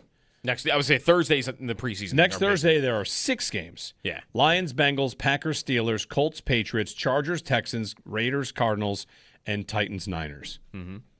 If the Niners can make it that far without losing more limbs due to the substation, if they can make it another week. All right, 803-0550, waiting on the confirmation of the Osiris Torrance news. Eric Turner of Cover One reporting that. Some rumbles about that elsewhere as well. Osiris Torrance could be getting a new deal with the Bills and avoid free agency. It is very much, the Bills' MO to do it this way. So if you have a thought on this, give us a ring, 803-0550.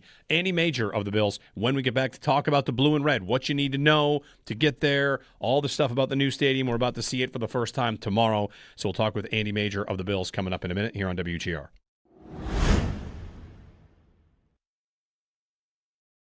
For more comfort.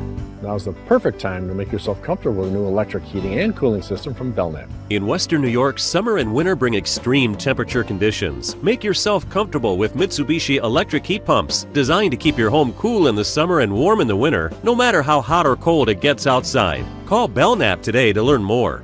I'm Gary Garflow, president of Belknap. We work on your schedule. We don't charge more for weekends and evenings. That's why we say, give Belknap a ring.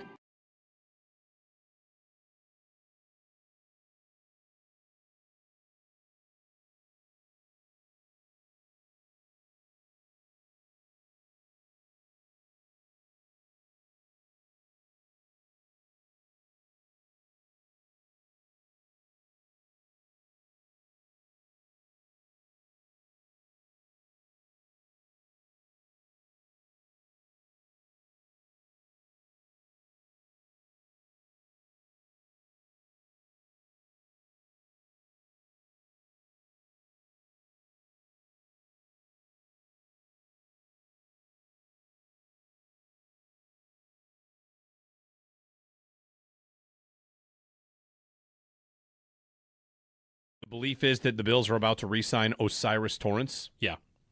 Yep. I don't know about you guys. My first reaction to that is, don't re-sign everyone. Don't you ever have to pick? Without even talking about how good he is, guard money's going big, and Osiris Torrance about to get, what, $100 million? That's the number I really thought would push him out the door because, like, Robert Hunt went from Miami to Carolina. He's a guard. He signed for $100 million. Yeah. I don't want to get sticker shock on that. I just want to get to conceptually where the Bills are. And they we went over it the other day. Last offseason, they signed 5 of their own guys. Right. And say what you will about which ones they got right, which ones they got wrong, if they got any of them wrong. I really just feel like at some point there needs to be a little bit of you can't sign everybody. And They have more cap space than they have in years past, but next year they are way over the cap again. Mm-hmm. More over the cap than most teams next year. In fact, let me pull that up for you because I'm thinking about Osiris Torrance. I'm thinking about what he offers to you. He's a good guard. I don't know where he ranks among guards. We'll talk to analysts about that. We'll get Joe Marino and Big O on that, and Eric Wood and Brandon Thorne, who studies linemen a lot. He ranked him. He did a whole ranking the other day, and he had him as the 11th best right guard in football. Okay, the 11th best right guard. And the Bills have money committed to Dawkins and Brown. And Dawkins, maybe it's his last year. Maybe he extends. They just gave big money to Connor McGovern. They let David Edwards walk on that money at guard, and I thought that seems to make sense. It's just of all the spots you could commit more money to. Again, it doesn't even really make it about Torrance. It's more about the Bills' build, which has led to a very good team for several years, year after year after year. But we constantly talk about how they have all these guys signed, and where are the guys that are game wreckers and difference makers, and they're a little short on those. And every offseason, we talk about how they couldn't get one because they didn't have the space to do it.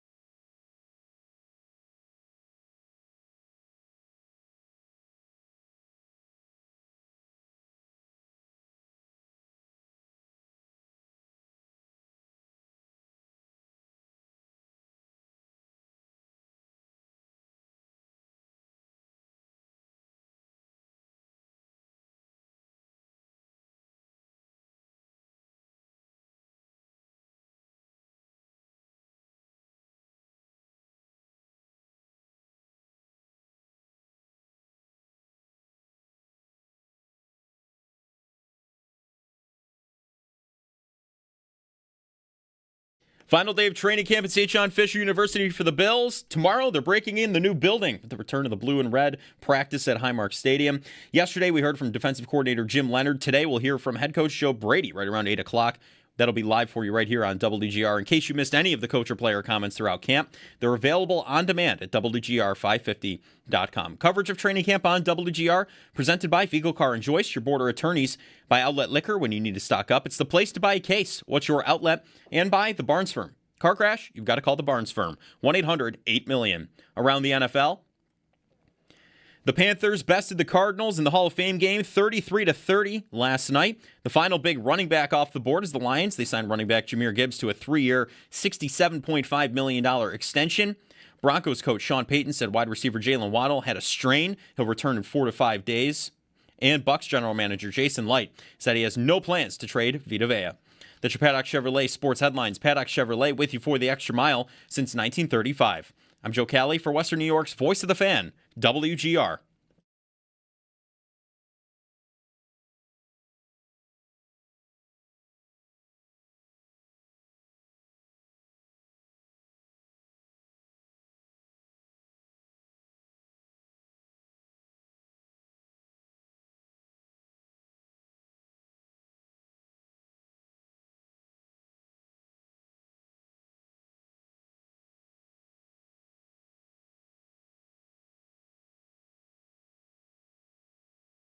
All right, yesterday Joe went and ate some of the food.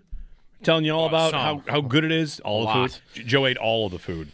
The blue and red is tomorrow.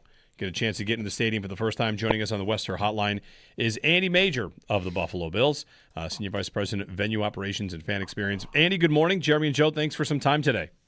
Good morning, guys. How are you doing? All right? We're so excited about tomorrow, I can hardly speak. Well, I was going to say, Andy, listen, in the last couple of years, we've been talking about how there are two stadiums. There's the construction project, and now there's only one stadium, so it's got to be much easier for you. Oh, my gosh. Yeah, I think you guys know the answer to that one. It's been crazy. Guys have been working, morning and night, 24/7. It's been nuts, but I tell you, we are just, we've been practicing with staff for the fans, and now the fans come tomorrow, really to bring the stadium to life, and that's what it's all about. So we're just excited to get this thing started. So let's talk about what is different. There are new parking lots, right, that have been introduced, and the old parking lots. How will getting there, arriving, what do fans need to know about where they used to park, or if there's a new spot for them, or just the stadium being in a slightly different location? What changes for arrival? Yeah, I think that's a great question, and we definitely recommend fans take a look at our website on the Highmark Stadium pages to help with recommended directions to your actual parking lot location. Honestly, I don't think too much is going to change there. The good thing is, the fans have been used to coming to our stadium for many years. The stadium is now literally just located right across the street. There'll definitely be a couple of changes here and there for some of these new lots. For the old lots that are east of Abbott Road, it's almost the same arrival and departure as it's been in the past. I think the biggest change that fans are going to really see is just the size of their tailgates.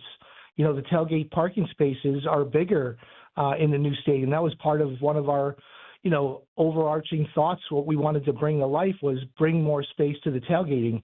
So the parking lot space itself, there's a little space as well for a 9 or 10 by 10 foot tent, depending on how big your vehicle is. And then that gives us an emergency vehicle lane for, any emergencies and our golf cart security teams to get up and down. So we've really upgraded, I think, the fan experience for the tailgating. Is that in the new lots or in all lots? That's in both the new lots and the old lots. Okay. So the repainting of lines in a different way to make basically the rows of vehicles are spread apart further? Yeah, our stadium ops team did a great job restriping the entire footprint of our parking lots, to bring this to fruition. This is something that we've, wanted to do for many years, and we were a little hamstruck, and then we took advantage of it once the stadium project came to life. Did you lose parking spots as a result? Or are there some added because of new lots anyway? It's a great question. It's a little bit of both, right? So we lose a little space because you're making the spaces larger, of course, but because of the new footprint with the new stadium, the additional parking lots, we're a little ahead of the game from where we were before the construction project. But yeah, I mean, it's definitely a balancing act, but it's something we wanted to do. Is that more a temporary thing, though, because of the old stadium demo site and the impact that has right now versus when eventually it all gets cleared up? Yeah, I mean, the future development, who knows what that brings? Is that going to be a new parking lot? Is it going to be a fan experience area? Is it going to be, a concert venue? It could be a lot of different things. We're hopeful to get some big events here in those areas. But yeah, we would obviously reconfigure the parking spaces in those areas. What about any changes? Are there any changes to tailgating rules at all in these lots going forward? That was a big surprise to us. We haven't changed a thing. It's the same policies it's been for years. And like I said, we embrace the fan experience. We embrace the fan tailgating. Our fans are second to none. Obviously, we've got the most loyal, passionate, supportive, knowledgeable fans in the league. They're incredible. They're the best tailgaters in the NFL. We're not affecting that. They tailgate responsibly like they always have. And if anything, we think we're adding to their experience by making their parking lot spaces bigger and bringing them a little bit more space to do their thing and have fun. So from the lots to in the stadium, perhaps the biggest change is how security and ticketing will work and the area that goes with that. So can you explain to people how it will be to get in now? Yeah, sure. It's a little unique compared to a lot of places in the league. So, for example, Saturday, the parking lots open at 3 o'clock, and our security gates are opening at 4 o'clock, and then the ticket entries to get inside the stadium open at 5 o'clock, and then the practice starts at 7. So the difference is the security screening is before the ticket entry, to give fans the opportunity to experience the inside areas with all the fan activations, the Bills mini field. If they want to experience the Bisons and Family Circle, gives them a little more time. They can still certainly tailgate and do their thing, but it gives them more time to kind of get through security nice and easy. We've got all the new technology at all the gates for security entry, and then we have all the new technology as well for the ticket entry. So I think it'll be a little bit different, but I think it'll be a lot easier for fans to get in. The line should be a lot shorter, and it should be a lot more efficient and safe for everybody to enter the stadium. On the regular game days, will the security gates open at a different time than ticket entry? Because there's room to walk around and, again, things to see and do.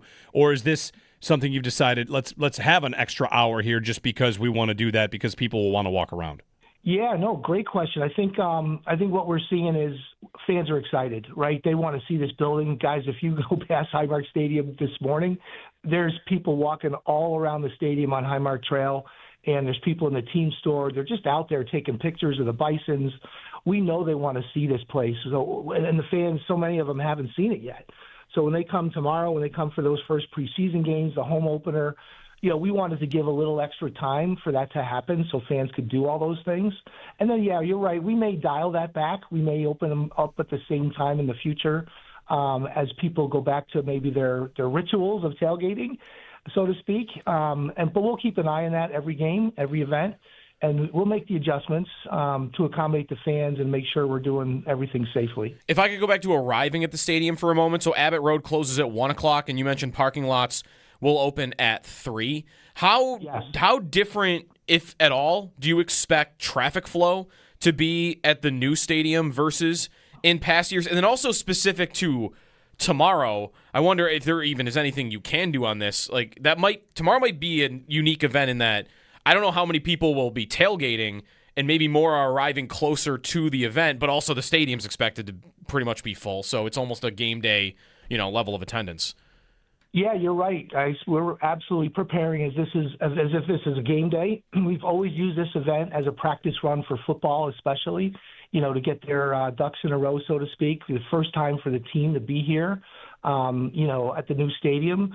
But yeah, as far as traffic flow, we're preparing, as this is going to be a regular season football game. The sheriff, who are tremendous partners of ours, do a great job with the traffic out there. Premium Parking does the job with parking everybody in their spaces and directing them to the right lots. I think what fans will see is, what's different and probably much improved. For the most part, your parking pass is for a specific lot, and there's only one entry into that lot. So you're not sharing other parking permits for that entry. In the old stadium, almost every entry, there were 5 different parking passes that came in that way. Now, there's still a couple in the old parking lot east of Abbott that share a couple of colors for the coded parking lots. But in the new lots, it's very specific. It's a lot easier for the sheriff. It should be easier for the fans. Should be very, very much an upgraded ingress for the fan base. Egress we'll see. Normally the practices go really well because fans kind of leave staggered. But for games, you know how that goes. Everybody leaves at the same time, especially with our team. Everybody likes to stay to the end and enjoy the full fan experience of game day. We think the egress plans for everybody will really be more efficient than ever before. But, of course, we'll see how that goes, and we'll make adjustments every event. Bill's VP of Operations and Guest Experience, Andy Major, joining us. Guest experience, are fans, they don't know what they don't know yet about what's going to be in there. Like, they can get tidbits from us, whether it's Joe talking about the food, but, the guest experience, I don't know, Andy, what do you think fans are in for here in terms of just how different it is? Oh, my gosh, guys, I was out there yesterday, and I've been at training camp back and forth. I really haven't been looking at the field and the stadium itself. I mean, they painted the field yesterday, and you just got the chills. You're looking around at this place. It's red, white, and blue everywhere. The Bills' marks are everywhere. The creative team did such an amazing job with the artwork, just walking around and seeing stuff. But there's no fans in the building yet. So imagine all of that, right? And now the fans start walking in, and they're seeing this stuff, and they're smiling with their kids and walking around and seeing the field for the first time and coming through sitting down in their seats for the first time. I just think in general, the fans are going to have an amazing time, be blown away. And that's what we've seen. That's some of the feedback we've gotten.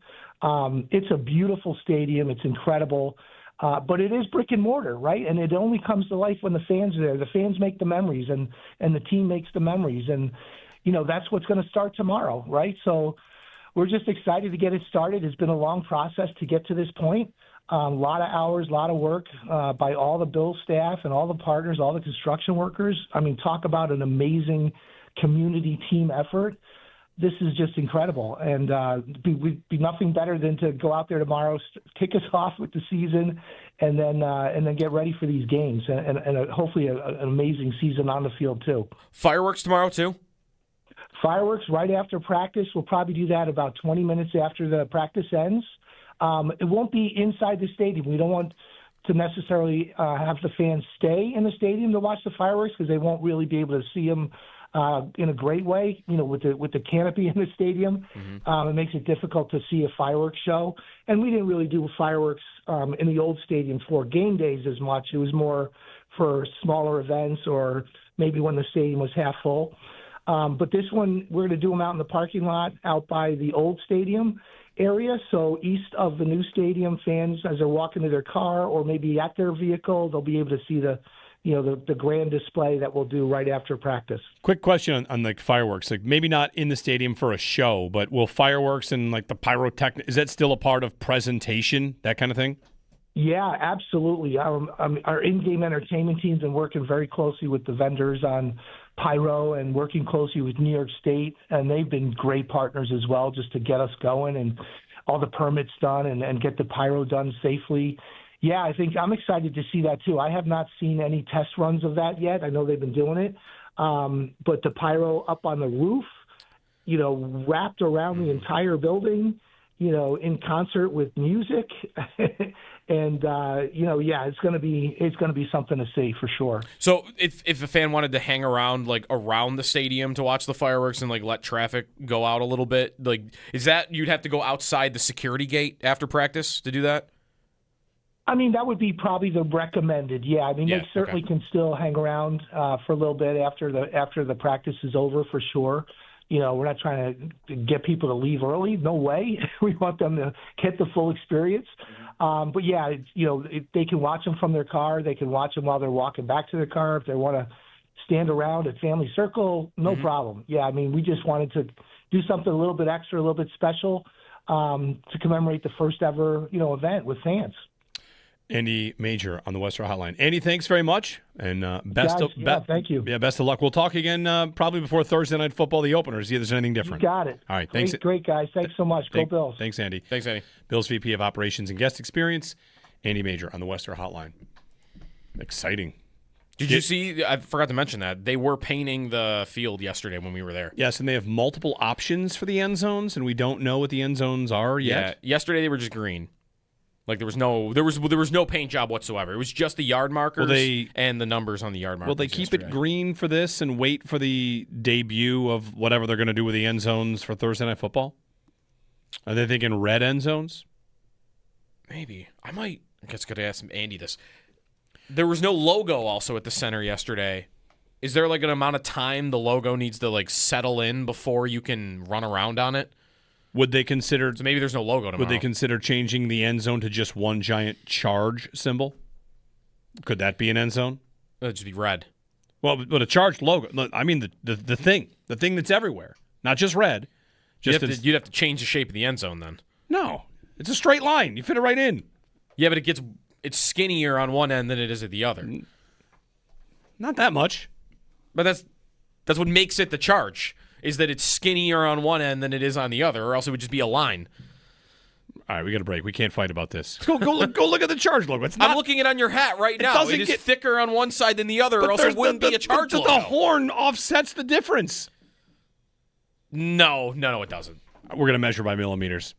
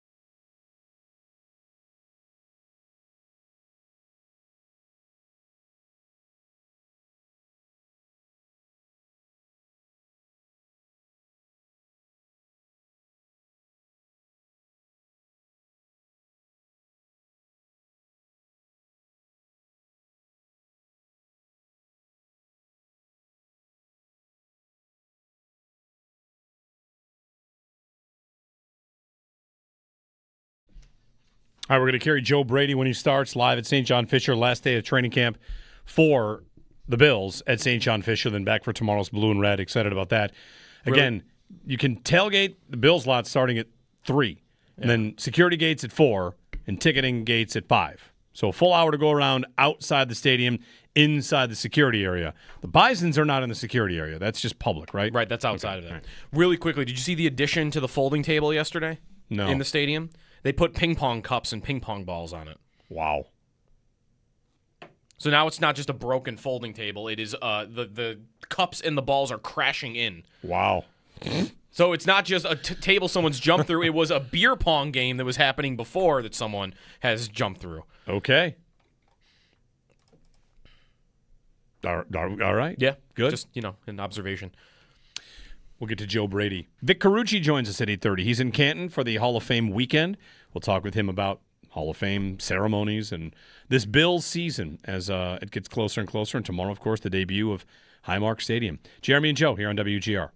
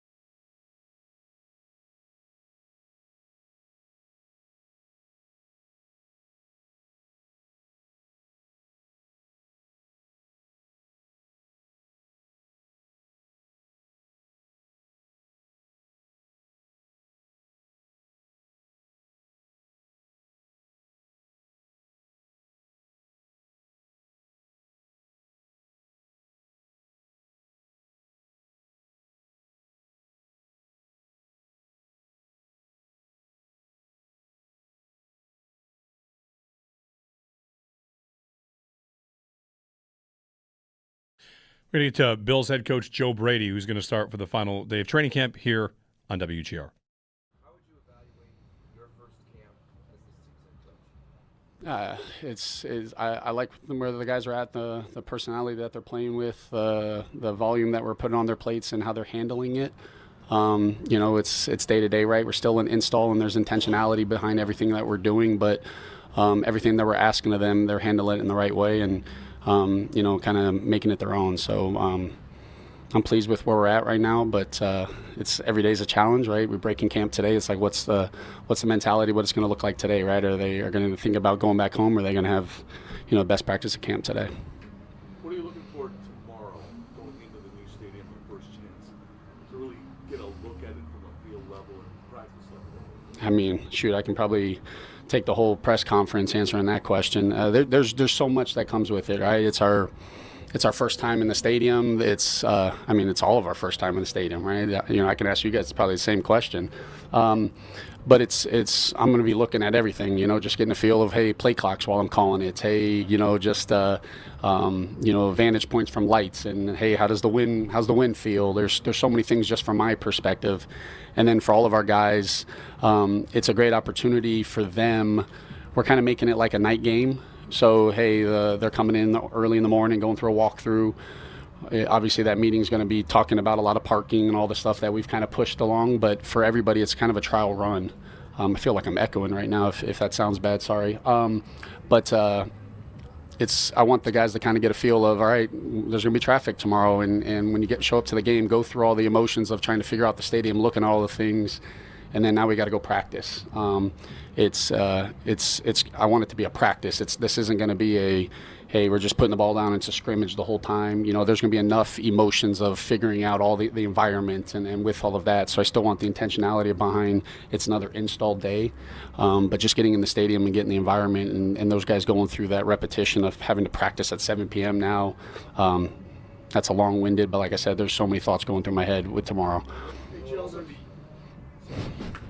useful from a communication standpoint for you and your coaching staff, guys in the booth, and what you want this to look like on game day? Yeah, everything. There's going to be some things are going to be a little different, right? Like Pete Carmichael's not going to be there, and it's driving him crazy. But I was like, you're going to the Hall of Fame, right? Drew Brees, you don't get a lot of opportunities to be at the Hall of Fame. Craig Robertson as well.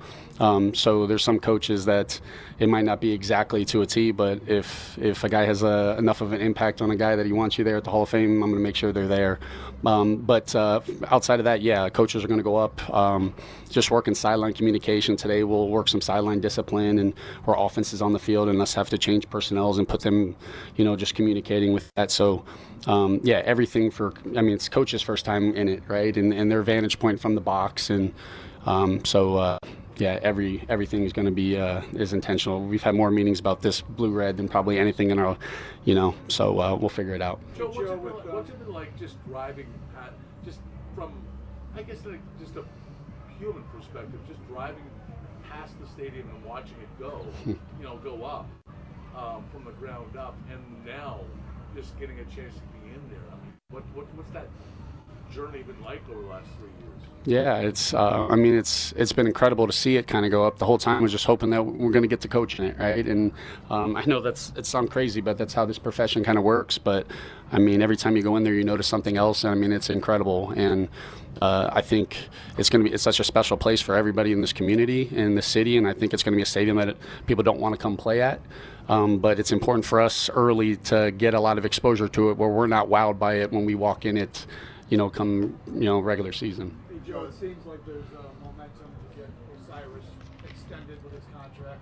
I know you're not going to comment on that, but the importance of having that guy, if it does get done, because he's played just about every 3 years already. Yeah. How important has he been, and how important is it to have him still here? Yeah, Saibo, since day one, there was no hesitation when we drafted him, putting him out there, and he's handled it. He's one of the top guards in football, and like last year, he battled through so much and was out there with every injury and didn't blink. And he's as tough as it gets, and he's kind of the epitome of what we want, here. And so anytime, look, we have Josh Allen, and first and foremost, we got to keep him protected, keep him clean, and I believe you're going to win up front offensively, offensive line, defensive line, and Saibo's a critical component to that. So I know contract negotiations are always ongoing, and that's more of a being question. But we would love to have him here, for the foreseeable future. Did he surprise you at all when he stepped right in day one as a rookie like that? Did that surprise you at all?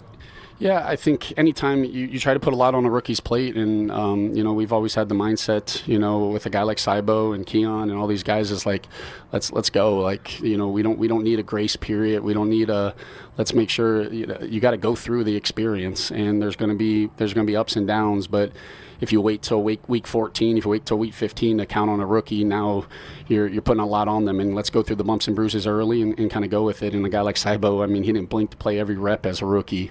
And he takes every rep in practice, and that's hard.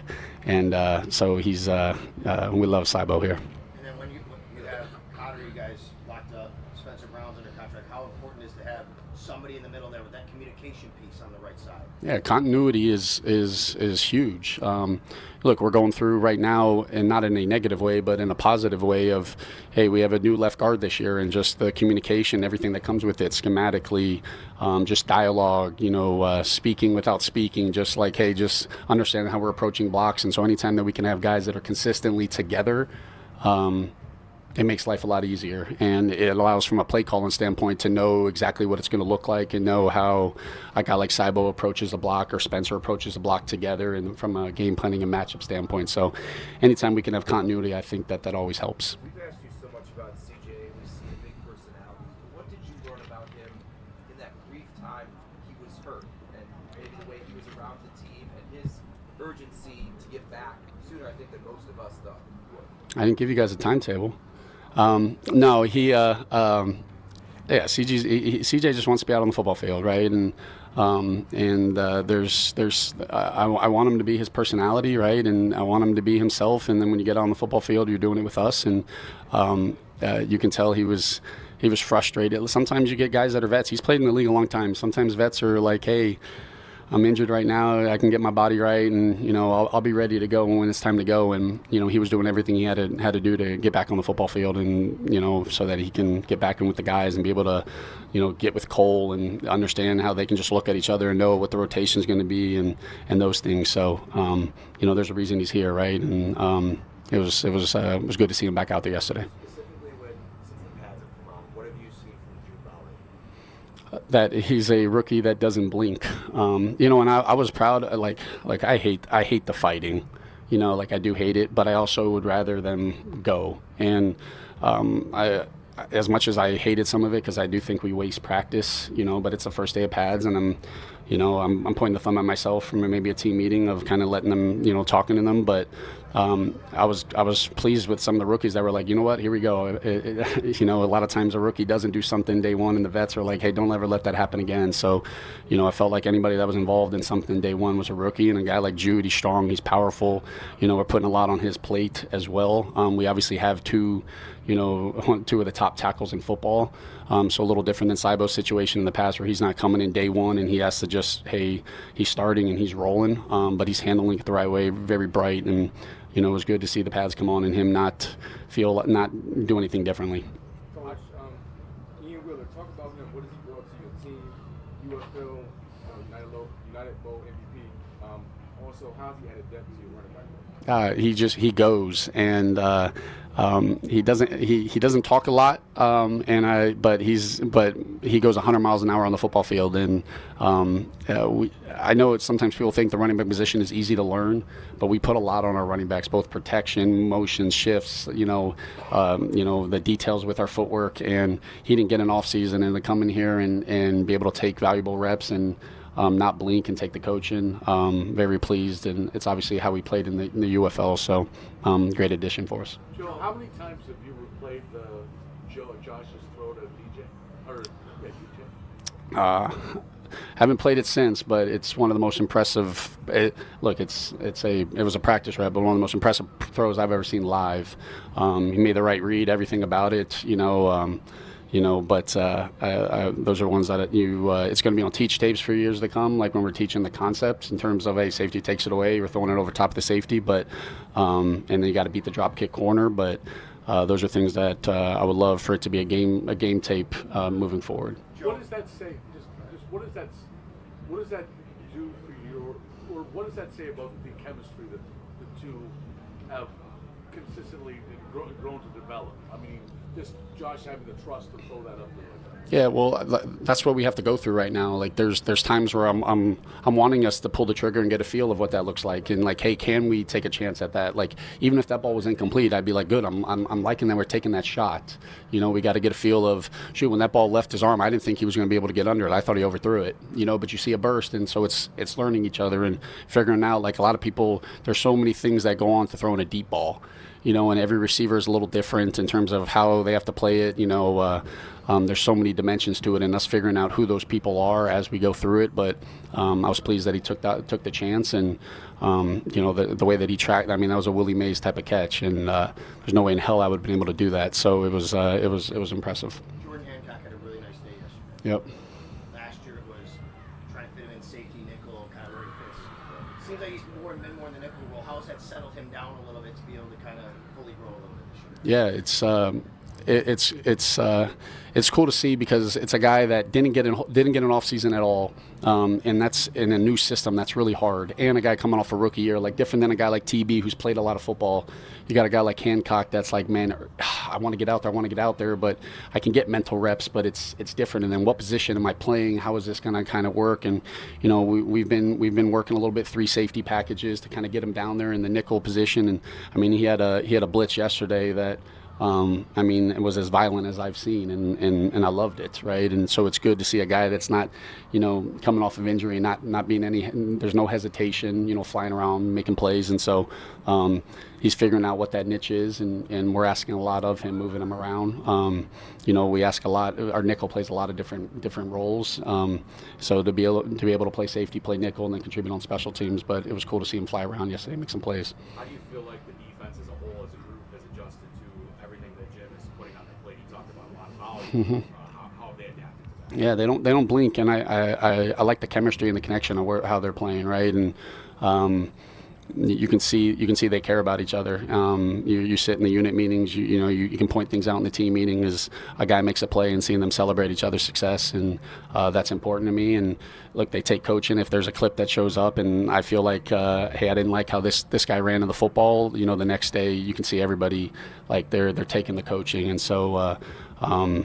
I think Jim's doing a great job. It allows me to. I put a lot of trust in him.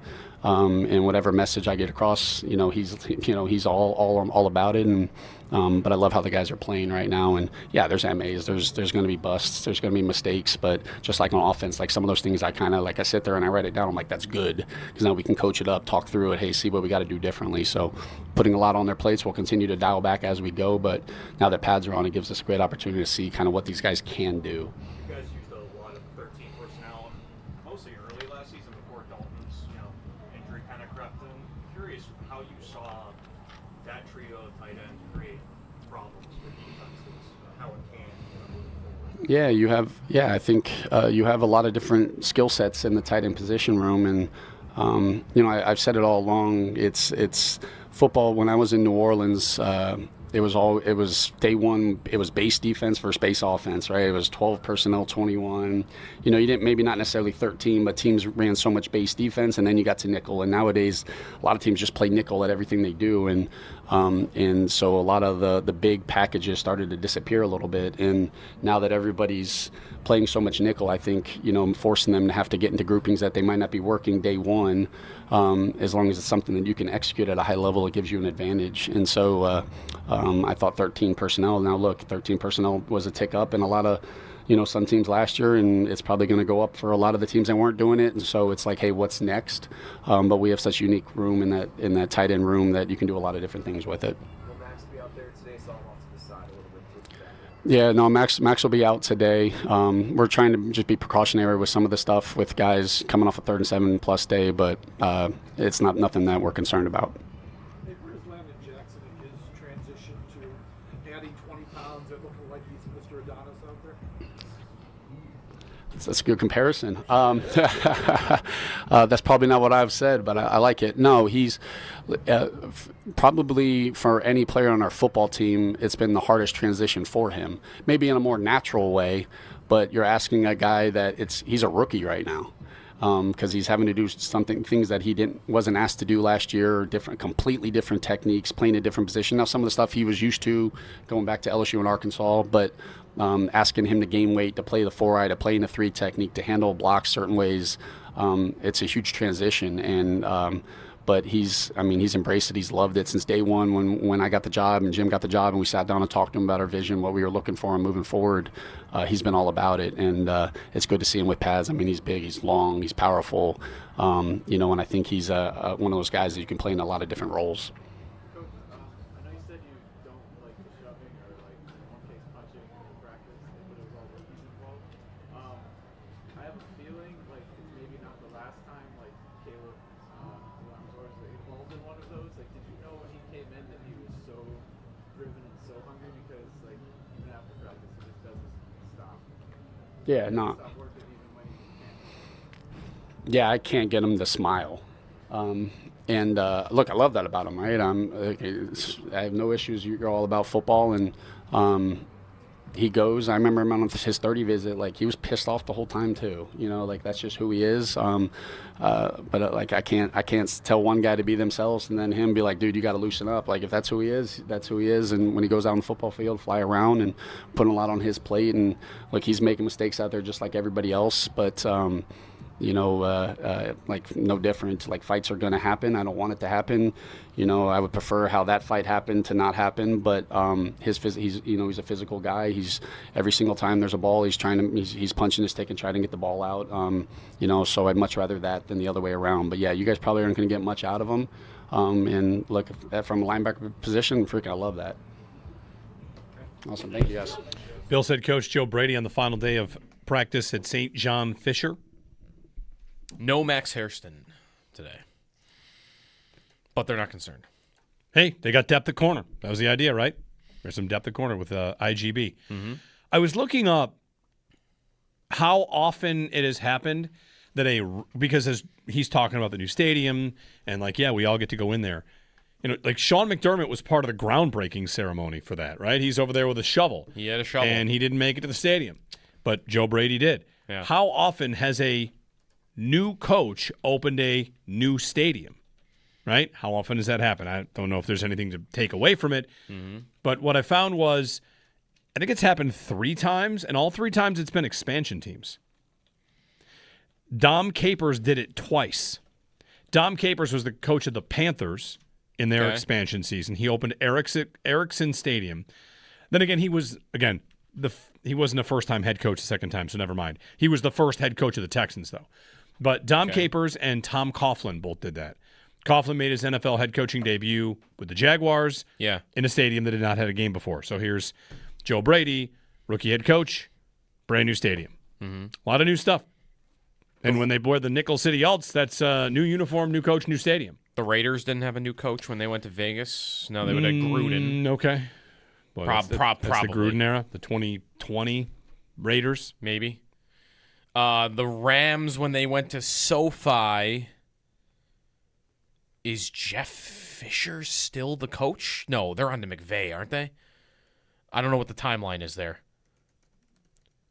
Fisher is the coach of Goff in his rookie year, and then McVay takes over. SoFi opens in 2023. So it's definitely McVay. McVay by a lot. Yeah. It's a random thing to think about and look up. So anyway, not really anything to take away from it. Joe Brady. Does McDermott get to keep the shovel? Great question. Does he still have it? Does he have the shovel? Does that get hung in the office, or does it come down once?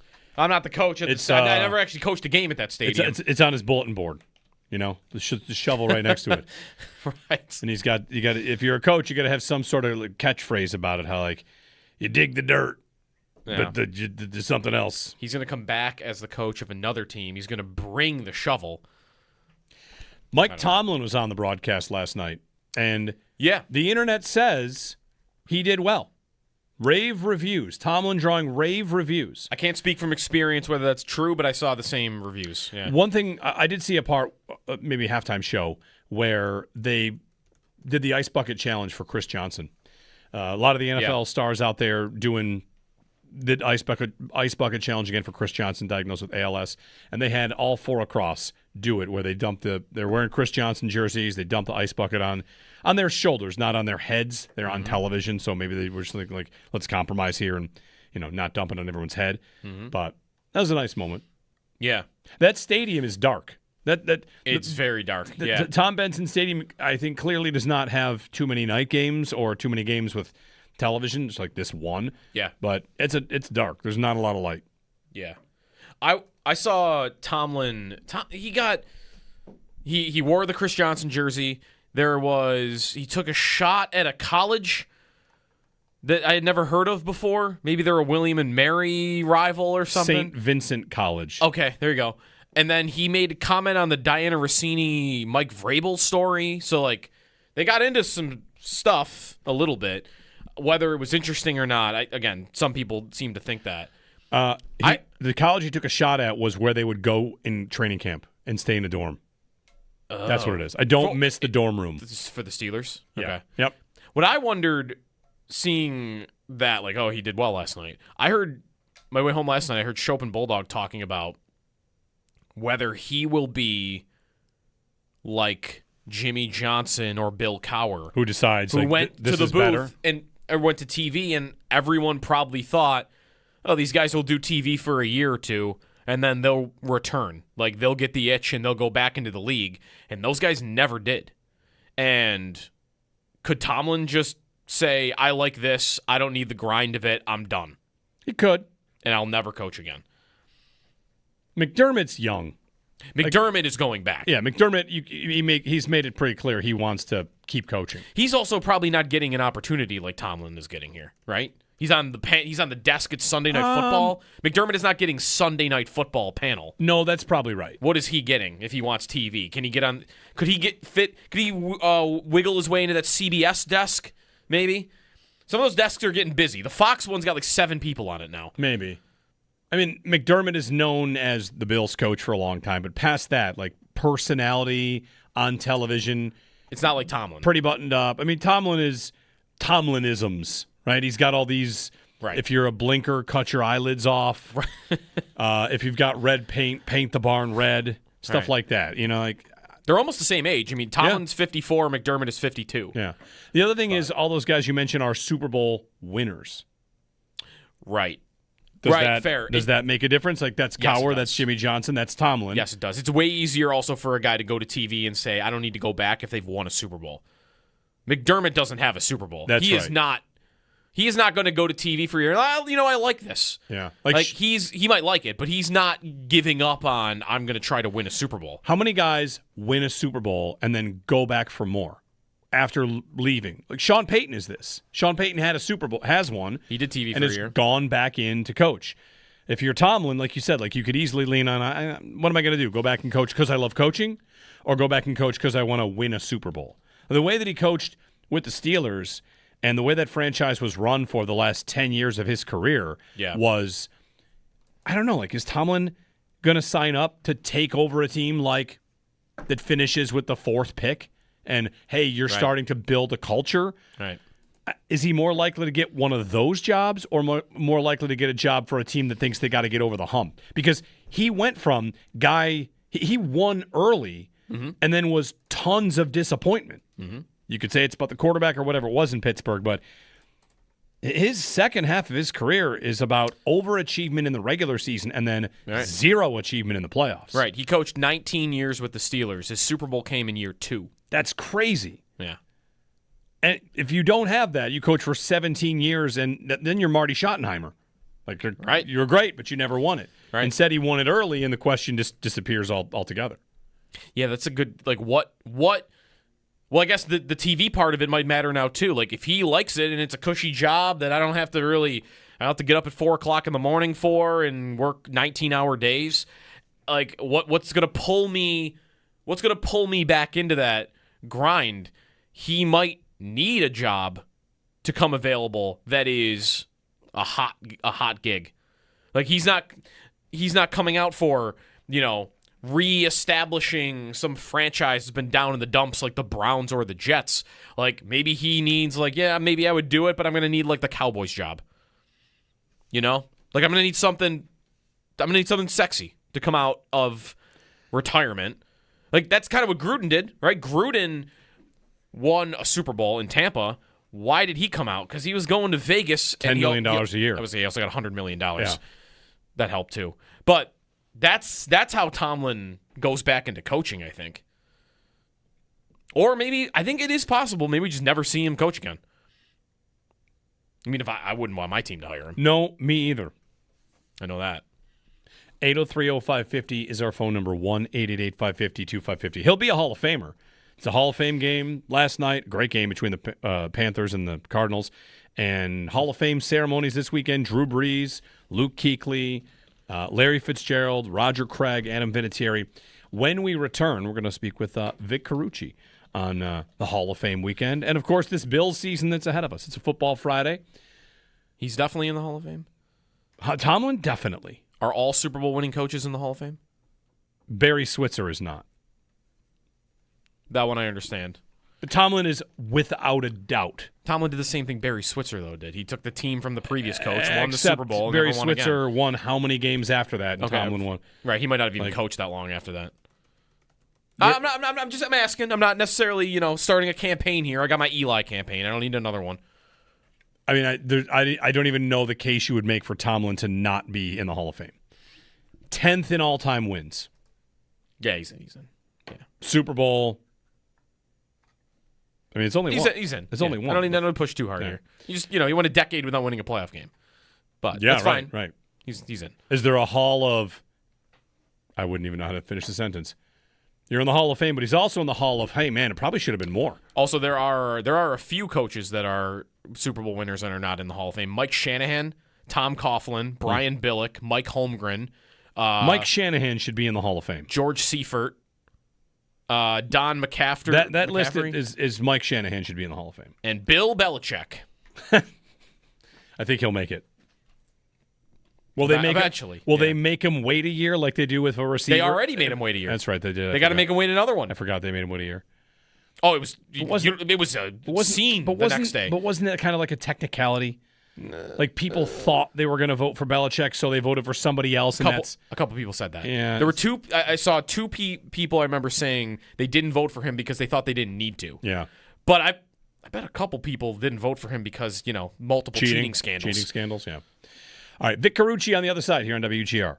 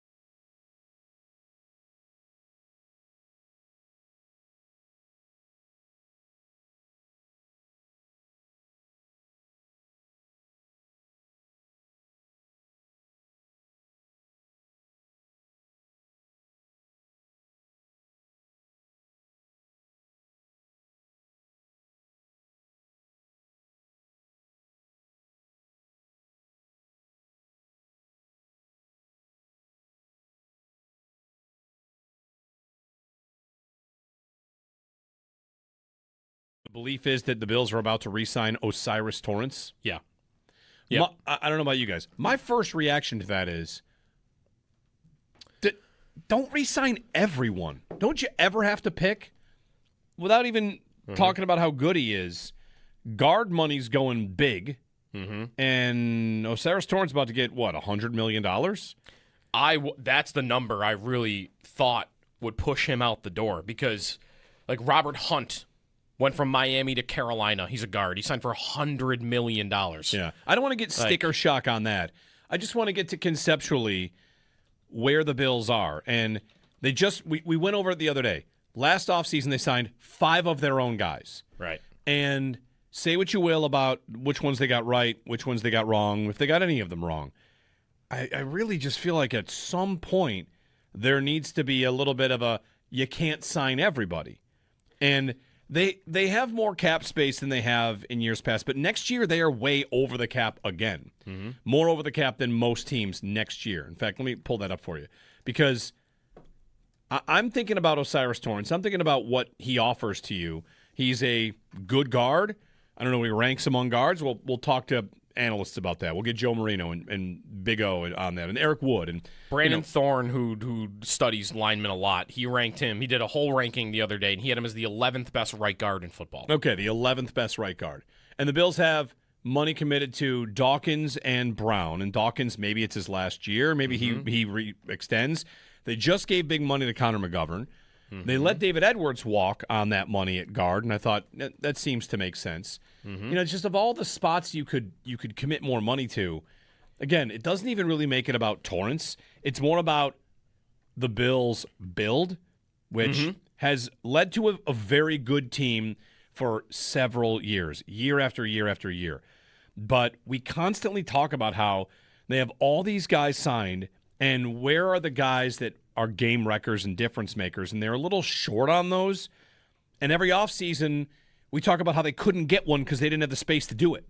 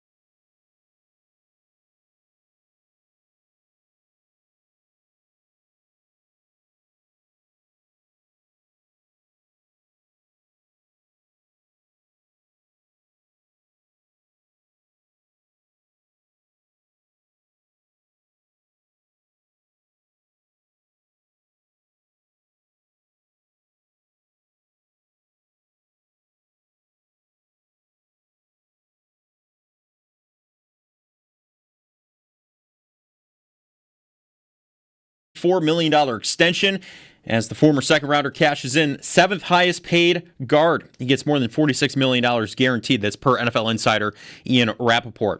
The final day of training camp at St. John Fisher University for the Bills today. Tomorrow, they're breaking in the new building with the return of the blue and red practice at Highmark Stadium. Yesterday, we heard from defensive coordinator Jim Leonard. Today, we heard from Joe Brady just about a half hour ago. In case you missed any of it, you can find it on demand at WGR550.com. Coverage of training camp on WGR, presented by Fiegel Car and Joyce, your border attorneys, by Outlet Liquor. When you need to stock up, it's the place to buy a case. What's your outlet? And by the Barnes Firm. Car crash? You've got to call the Barnes Firm. 1-800-8-million. Around the NFL, Carolina Panthers, they bested the Arizona Cardinals in the Hall of Fame game, 33-30 last night. Final big running back off the board as the Lions signed running back Jahmyr Gibbs to a 3-year, $67.5 million extension. And Buccaneers general manager Jason Light said he has no plans to trade Vita Vea. That's your Paddock Chevrolet Sports headlines. Paddock Chevrolet with you for the extra mile since 1935. I'm Joe Cali for Western New York's Voice of the Fan, WGR.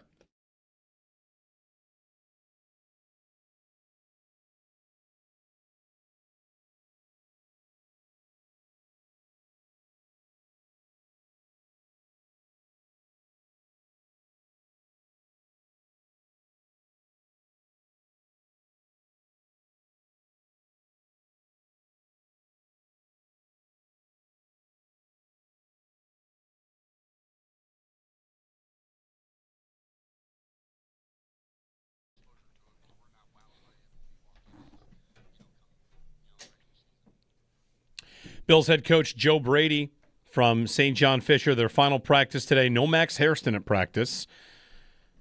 We found that out. Mm-hmm.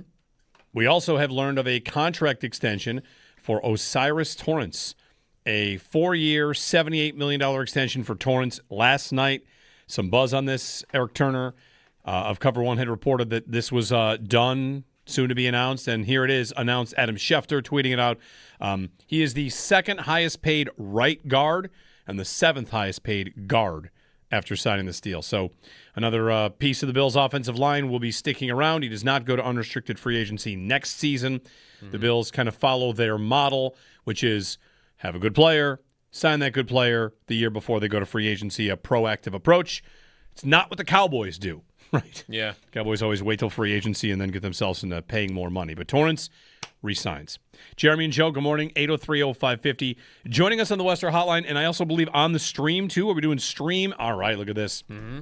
From Canton, Ohio, Vic Carucci, NFL insider, and everybody knows Vic. He joins us here on the Western Hotline and on our stream. Vic, good morning from Canton. You're in Canton, so good morning from Buffalo. Well, it's good morning from Canton to you guys, and yes, very happy to be with you. Good to have you on. We're going to have you on also as part of football coverage all year, as our Football Fridays, and excited to do that. Yeah. So last night's Hall of Fame game, Vic, I mean, you can't do better, right? The NFL's back, and there'll be a game every Thursday for the rest of 2026, and we started with a good one between the Panthers and the Cardinals, which is, at least it's football, right? It is football. We set, understandably, a very low bar, right, for that very first preseason game. We've seen some just real ugly performances there. It is the majority of roster, the players who are playing from these rosters are players who are not going to see a spot on that team, maybe elsewhere, but it is that game that you get out of the way. And a lot of different things have happened in Canton through the years. We were talking about it with our crew last night from Sirius XM that you had remember the year about the coagulated paint on the field, right? They couldn't play then. And then multiple times lightning in the area and whatever the night, for whatever reason, like the football gods picked that game and, it gets stopped. It's a preseason game. Yeah, we'll just call it off. Yeah, and Vic, does the league like having this game because, I don't know, it's a nice soft welcome back to football? Of course, like it gets fans to come also that are there for the weekend. You tie in the players. In this case, it's Larry Fitzgerald and Luke Kuechly. So if you want to bring those fans to celebrate their player, they've got something to go to. It's a ceremonial game, and it's got good stories. Last night, Carson Beck and Haynes King are good stories. Yeah, it really, for what that game is, and again, the low bar, that exceeded it. I mean, it was fun to watch if you stayed with it. And if you didn't really care who was playing, just the action was interesting, the back and forth for sure. Does the league like it? What the league likes, guys, this just in, they like revenue. Yeah. And NBC, wants it on its card. They get a decent number for it. Again, this is a summer vacation time, but putting it on and putting it on in prime time on the Thursday night to kick off their coverage of games usually works well for them financially. How'd you feel about the Hall of Fame class this year? I mean, usually it's a little more high profile, right? The years you get an all-time quarterback in there. Yeah, I felt really good about it, and of course I'm a selector. I've been one now for 14 years, and I was happy with the class. I mean, I really was, and every one of these guys, there's a good story behind them. But what's interesting is how many of these guys, except for Roger Craig, are contemporaries, right? So Drew Brees tells a great story about being across from Luke Kuechly at linebacker for the Panthers in interdivisional game between Saints Panthers, and the checks that they had going back and forth, and it was like a conversation between quarterback and linebacker, and basically what Drew said is you're having this check, and then he's looking up at the play clock hoping that he gets the last check in before the clock expires. Yeah. You mentioned the contemporaries. I do remember Roger Craig, and I remember him as being a dual threat running back that was really dynamic, amazing. And he waits a long time, Vic. These conversations that you have, the other selectors, this process. Take us a little bit, if you could, inside how it works. And for a guy like Craig, how do people feel for him once it finally happens? Yeah, well, first of all, I'll speak for myself. Always thought he had the Hall of Fame credentials. An amazing story comes out of Nebraska, and really not this complete back that he became. He redefined the position of running back as a receiver and a runner, and he was more or less a fullback, really an underappreciated guy, right, at the collegiate level. Bill Walsh has this vision of, hey, this guy can catch the ball. This guy can do all these things in our offense and give us basically three backs in one, a fullback, a straight-up running back, and a receiver. And he was utilized in all those ways in that West Coast Walsh offense. As far as the weight, I don't think in those terms. I'm certainly aware of people who aren't in, but who are sort of waiting their turn, who you believe are Hall of Famers. But it's a collective, majority vote, and not everybody agrees. That's the beauty of it. You have disagreement. The process, generally, when it gets down to that final meeting, we have steps along the way that reduce the numbers, right? And then you get to that final group. We call it the guys who are in the room. And we've done a bunch of these meetings via Zoom. We've done them in person. We are planning to go back to in person. They'll gather us in a location as central as possible so that all the voters from around the country can be there. And guys, we're in there for as many as 9 hours. And before that, it's a lot of studying of these people. It's poring over. It's making calls. It's talking to coaches, rival coaches, GMs, not so much teammates, but players from other teams. You want that as much of an unbiased, dispassionate opinion as you can get. But the last thing I'll say about that, too, is the night before that vote is my worst night of sleep because you're going to change lives, and you're not always, in fact, you're changing more lives in a negative way, the ones who don't get in, and how awful it is for them or their families. And I feel for that. These are human beings. Right. That makes sense. Yeah. Is it supposed to come into play in those meetings, like whether a guy is a first ballot Hall of Famer or should be first ballot or not? Is it supposed to more so strict to just in or out, like not necessarily trying to figure out who should be first ballot versus second, third, whatever? Yeah, Joe, I think in the purest sense, it is you're a Hall of Famer or you're not. And if you feel that way, and again, you're casting a series of votes that do reduce it. It does not mean when you don't vote for someone, you don't necessarily assume you're voting against that person or you don't think he's a Hall of Famer. You just think when you're told to take it from, whatever it is, 10 to 5, there are 5 guys who are going to get left out of that, right, who won't have chairs in the musical chair game. But it doesn't mean that they're unworthy. And as first ballot, whatever, it's in your mind, but I can't honestly say, got to vote for X player because he's got to get in on the first ballot. I just see a Hall of Famer and measure it against others. NFL insider Vic Carucci joining us on the Western Hotline. Vic, how about this Bills team this season? Going back to the offseason, you had the report about how the McDermott Bean meeting where there's a discussion about the roster and that might be the genesis of the fracturing that ultimately happens. Now, Brandon Bean stays. Joe Brady's here. Training camp is a time for everyone to feel better about their team, right? I know that about ourselves. How do you get the sense things are going for the Bills in their new alignment in what is a season that has a lot of newness to it? Yeah, newness is the word, and with newness comes uncertainty. To go back to Sean's firing, there was a part of me going into the season that felt it was a Super Bowl or bust situation. I'm sure I wasn't alone in this. I'm sure you guys addressed it at various points along with others.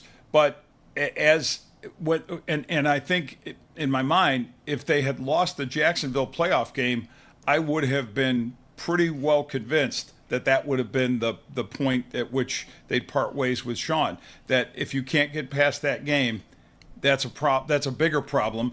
And the nature of it, and we know how it came about, or at least in terms of the way the outcome of that Denver game, and it just didn't feel to me like I said, okay, he survives this because that was a literal last play controversial blah blah blah. But I also understand in this game that owners have that prerogative of doing not only what Terry Pagula did, but Steve Bisciotti did in Baltimore, parting ways with an iconic John Harbaugh, a Super Bowl winner. I mean, the guy who's got that team there multiple times, just didn't get it there with Lamar Jackson. And Steve Bisciotti said, look, we just got to try something different. Terry Pagula, in a roundabout way, I guess, felt that way. And also, I think the Brandon Beane piece to this is important because, I think the visions of Brandon Beane and Sean were doing this on a steady basis. I know people are listening and not maybe watching. We're drifting in different directions, and I don't think that was like a 1-year thing. I think it was a steady. It does happen, and it happens, and I don't think there's a bad guy here at all. I think putting any kind of a black hat on Brandon Beane is wrong. In football, in business, you make decisions based on whose plan you think gives you the best chance for success. Brandon Beane presented one, and it included him becoming president of football operations, I think under the structure with a 36-year-old rookie head coach. That's about the right way to do it. Have the experience of Beane combined with that energy that Joe brings, the knowledge that he brings certainly on the offensive side. And now we'll see how Joe handles the bigger picture. And then last one, Vic, before I let you go. How about Super Bowl or bust now? Because it feels like Bills fans still live with the same expectation for the most part, but no one would expect the coach to be fired if they don't get that far. I mean, how much of a reset do they truly get here as a group, understanding that the GM stays for an extended period of time? I think, guys, they have to be mindful of continuity, and if you do the Super Bowl or bust approach now, it doesn't feel right to me. Now I reserve the right to adjust this if it's an unmitigated disaster, right, which I don't think any of us is expecting, because again, it's Josh Allen, and that means we know what that means. It carries the weight of the likelihood of success. It's best quarterback in league, or certainly one of the two best or three best. But he is, he's going to take this team to a place that we think will be if not all the way there, within breathing distance, striking distance of the prize, the top prize. And we know where the questions are, and the defense will be that biggest one. But we'll see also how this offense comes together. And I fully with some new parts. And I've been at camp for a couple of practices, and I see some things that look impressive, but I take so little out of just what camp shows you. It gives you glimpses. It doesn't give you a full picture. And I just think, back to your point, Super Bowl or bust. I've heard national people say that. Well, boy, Joe Brady's been put in an unfair spot. I would be shocked if the thinking of Terry Pagula, Brandon Beane is Joe's got to do it this year, or we're just going to cycle through another coach. And if they feel that way, then they're doing a real disservice to Josh Allen, to this whole team. Vic Carucci, NFL Insider. He'll be joining us as part of our Football Fridays as we move into the season. Vic, thanks for the time. Enjoy the weekend, and we'll talk soon. Yeah, excited to be with you guys, by the way, and doing this on Friday mornings in this slot, right, 8:30 a.m.? 8:30, that's the plan. 8:30 Fridays. We'll be here. All right, guys. All right, thanks, Vic. Thanks, Carucci, NFL Insider, Sirius XM Radio, and voter on the Hall of Fame. Big weekend, of course, for the Hall. You have a favorite speech? You have someone whose speech you never forget? Because I do. I mean, I remember the Ray Lewis speech. I don't remember. I mean, not to say like they're forgettable, but how much brain space do you have for Hall of Fame speeches? I've got one that every time I think about this weekend. I think about Emmitt Smith talking about Daryl Johnston. Mm. You remember that? No. You ever heard it? All right, we'll play I probably have heard it, but I don't. It's not coming to mind at the moment. I'll see if Joe Cali can get it. It's amazing. It's amazing. I remember Michael Irvin's speech. Unhinged, I believe I remember thinking about the Michael Irvin speech. Him? I think. Yeah. 803-0550. Got to get you the pick of the week. Also, Michael Fabiano on the NFL and some fantasy chatter coming up at the top of the hour. We also got to do our one and done, our new segment. We'll do that maybe at 9:30. We got time for that, right? Mm-hmm. The one and done segment. If you haven't heard it, it's sweeping the nation. Jeremy and Joe here on WGR.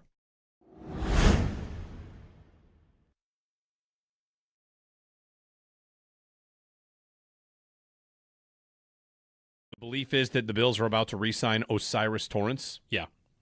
Yep. I don't know about you guys. My first reaction to that is,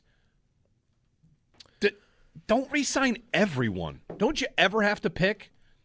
Without even talking about how good he is, guard money's going big, and Osiris Torrance about to get, what, $100 million? That's the number I really thought would push him out the door because, like, Robert Hunt went from Miami to Carolina. He's a guard. He signed for $100 million. Yeah. I don't want to get sticker shock on that. I just want to get to conceptually where the Bills are. And they just we went over it the other day. Last offseason, they signed 5 of their own guys. Right. And say what you will about which ones they got right, which ones they got wrong, if they got any of them wrong. I really just feel like at some point there needs to be a little bit of a you can't sign everybody. And They have more cap space than they have in years past, but next year they are way over the cap again. More over the cap than most teams next year. In fact, let me pull that up for you because I'm thinking about Osiris Torrance. I'm thinking about what he offers to you. He's a good guard. I don't know if he ranks among guards. We'll talk to analysts about that. We'll get Joe Marino and Big O on that, and Eric Wood and Brandon Thorne, who studies linemen a lot. He ranked him. He did a whole ranking the other day, and he had him as the 11th best right guard in football. Okay, the 11th best right guard. And the Bills have money committed to Dawkins and Brown. And Dawkins, maybe it's his last year. Maybe he extends. They just gave big money to Connor McGovern. They let David Edwards walk on that money at guard, and I thought that seems to make sense. You know, just of all the spots you could commit more money to, again, it doesn't even really make it about Torrance. It's more about the Bills' build, which has led to a very good team for several years, year after year after year. But we constantly talk about how they have all these guys signed, and where are the guys that are game wreckers and difference makers, and they're a little short on those. And every offseason, we talk about how they couldn't get one because they didn't have the space to do it.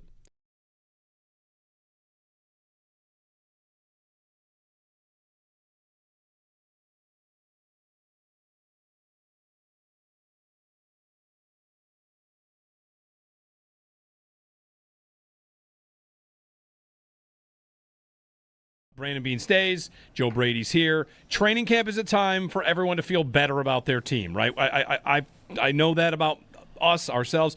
How do you get the sense things are going for the Bills in their new alignment in what is a season that has a lot of newness to it?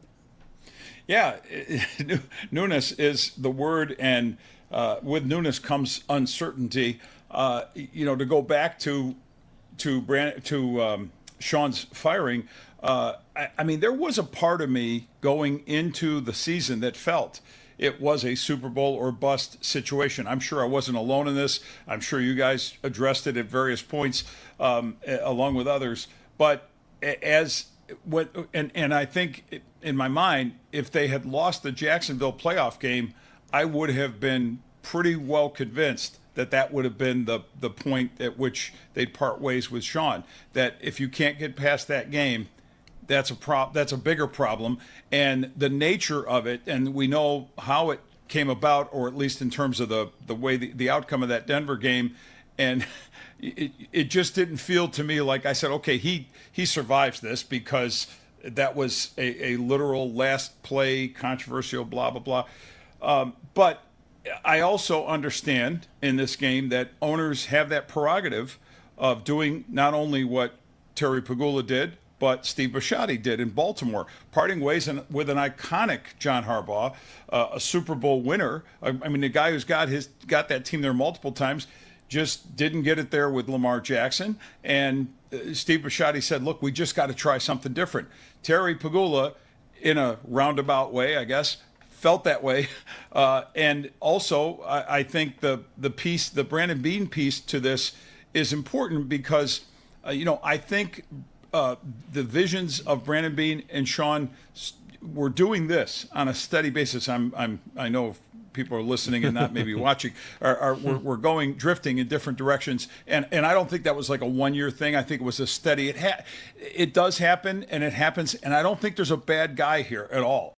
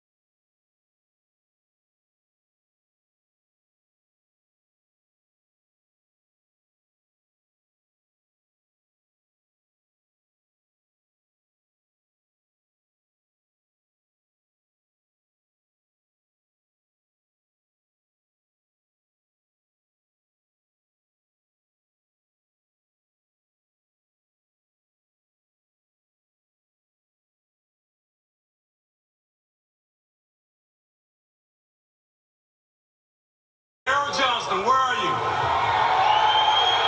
Would you please stand? Daryl, you mean the world to me. Not just because we share the same backfield, but because you sacrificed so much for me. People don't understand what it took to be a fullback in our system. The sacrifices you made, not simply with your body, but your whole spirit. You took care of me as though you were taking care of your little brother. Without you, I know today would not have been possible. I love you, Daryl, from the bottom of my heart. Emmitt Smith, his speech and his thanking of Daryl Johnson. I get emotional hearing that. Powerful. And Moose, right? Yeah. Syracuse guy. Really cool thing. I didn't realize, you know who's putting the gold jacket on Larry Fitzgerald? Anquan Bolton? No. It's Chris Carter. Oh. Chris Carter was a receiver with the Vikings when Larry Fitzgerald was a ball boy for the Vikings. Oh. And they've got video of him like high-fiving Carter after touchdowns. Fitzgerald's dad worked in the Minnesota media, I believe, and Larry Fitzgerald, there is a young Larry Fitzgerald on the sidelines as a ball boy for the Vikings, and now Chris Carter puts the gold jacket on him. Nice. Pick of the week is going to be these speeches because they're always really, I mean, Hall of Fame weekend, maybe I'm getting older and getting sappier. Like, I think it's great, super cool, and that's going to be the pick of the week for you from Riverfront Auto Sales.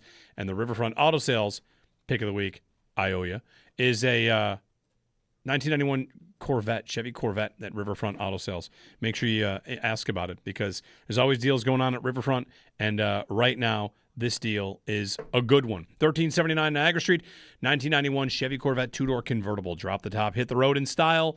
Riverfront makes driving easy, makes your dream car available. So get it from Riverfront, 886-1626. And watch the Hall of Fame this weekend. It's always a good time. Jeremy and Joe, Michael Fabiano on the other side here on WGR.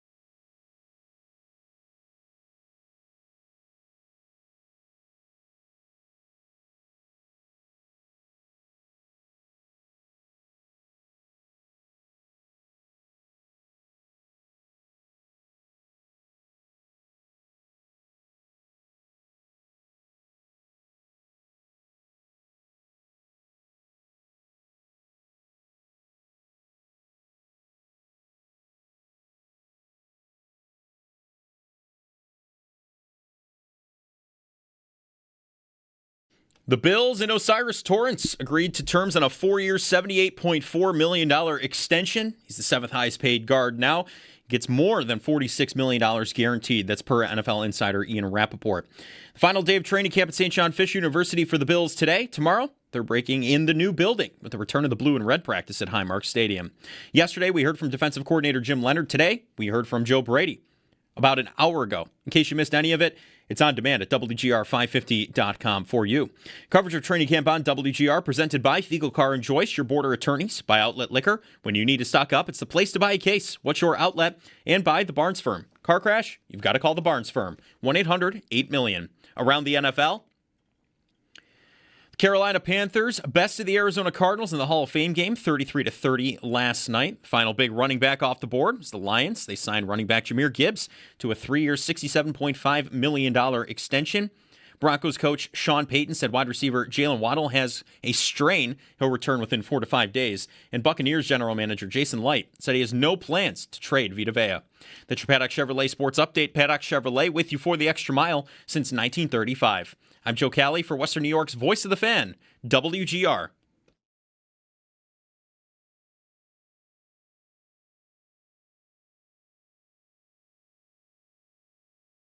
He's stronger, he's more explosive than you think. I think sometimes you watch guys on tape and you think you have a feel for who they are and what their skill set is, and you see it live and you're like, oh, wow, okay, that's why he's so hard to tackle, or that's why he's always creating separation. He's fun because just personality-wise, you can tell he's confident, he knows who he is, quiet. You can tell he's got a chip on his shoulder, and he works, and he makes people around him better. Jim Leonard, Bills defensive coordinator Jim Leonard on DJ Moore. Bills practicing at St. John Fisher today, the last training camp practice, and then there's still off-season training campy things, just no longer at St. John Fisher. And, of course, tomorrow the blue and red practice at the new Highmark Stadium. Jeremy and Joe, good morning, everybody. Back to the Osiris Torrance contract news in a minute and some reaction to it. But first, joining us on the Western Hotline, senior fantasy analyst for Sports Illustrated, host of Locked On Dynasty, it's Michael Fabiano joining us. Michael, good morning. Jeremy and Joe, thanks for taking a few minutes today. Good morning. How are you guys? Great. Good. Thanks for coming on. We'll get to it on all that's happening around the league and the Bills here. But you got an exciting event coming up, right? It's funny, Michael, our afternoon hosts are going to Vegas at the Circa, and they're like, oh, Michael's coming on. Where's this event? Oh, it's at the Circa in Las Vegas. Yeah. So that's coming up at the end of August, right? Yeah, August 20th to 22nd, National Fantasy Football Draft Day. This awesome event created by a whole bunch of my friends, and I'm thrilled and excited to be out there to support them. And I mean, listen, it's Vegas. Like, you want to do your fantasy football draft in your mom's basement, or you want to do it in Vegas? Like, I mean, like, there's really no choice there. It's got to be Vegas. And there's going to be all kinds of fantasy football analysts like myself out there. There's going to be celebrities. Adrian Peterson's going to be there. I'm going to make sure I thank him for the many fantasy championships he won me during his illustrious career. Jeff Garcia is going to be there. Earl Thomas is going to be there. Richard Christie, you know him from the Howard Stern show. He's going to be there. My buddy Michelle Beadle is going to be hosting the thing. It's going to be fantastic. James Roday Rodriguez, Thomas Everett Scott. The list goes on and on and on. So you can go out there. You can hold your draft outside stadium swim with these gigantic, huge, amazing screens where there's just sports splashed all over the place. They've got a huge sports book. I was there last year. The event is in its inaugural year this year. I was there for something else. But Circa's awesome. And I had so much fun, and I know everybody out there will have a ton of fun. And if you go to the website over DraftNation2026.com, right? And if you go ahead, and use the promo code FABS, you'll get 25% off. So make sure you go ahead and do that. I mean, listen, I'm sure Buffalo is a beautiful place. I've never been there before, but it's probably not a bad thing to, get out of the city for a long weekend. And what better place to go and do your fantasy football draft in Vegas? Yeah. I think every league probably dreams of doing their draft in Vegas one day, at least once, also. Yeah, no question about it. And it's always – and I typically do online drafts because I draft against people from everywhere. But isn't it always fun to be there with your buddies and to be in the same room or be in the same area? And now you're in Vegas. And you may be having a few libations, and there are going to be people everywhere doing the same kind of thing, enjoying this amazing event. So hopefully some of the folks out there listening can head out to Vegas August 20th to 22nd. Yeah, hasn't the live draft kind of been watered down a little bit over the years now that it feels like more and more it's just everyone's there on their laptops and phones? It's a little different than the draft board and sticker days. I kind of miss. Well, if you enjoy the draft board and sticker days, then you definitely want to come out to Vegas for that. But yeah. Most people are drafting online. People have leagues with friends who may not be in the same area. I know a lot of leagues that still get together and have a draft party. I mean, that's still a big thing. I've got one of There's those. No question about that. It's tough to There's get no question it's about tough to get 12 adults the same day, same time. It's just tough to do. Exactly. So I mean, it's very difficult. So if you can do it, that's the most fun, most enjoyable. It's more fun to talk trash to somebody's face than through a computer in a chat room on a fantasy platform. Yeah. And again, Vegas and Circa offers up a really great opportunity to even take that to the next level. Michael Fabiano on the Western Hotline. Michael, we have a league with 12 guys, and only 6 showed up this year. I was the champion, so I pick where the draft is, and only 6 of the 12 showed up. And we started to talk about a concept. All the rage is about last place fantasy football punishments. How about instead we introduce something new where to get attendance at your draft, if you plan on making a second-round pick, you must be in attendance. We wanted to try and drive home that getting to the draft matters. That's what this is about. We're trying to get together.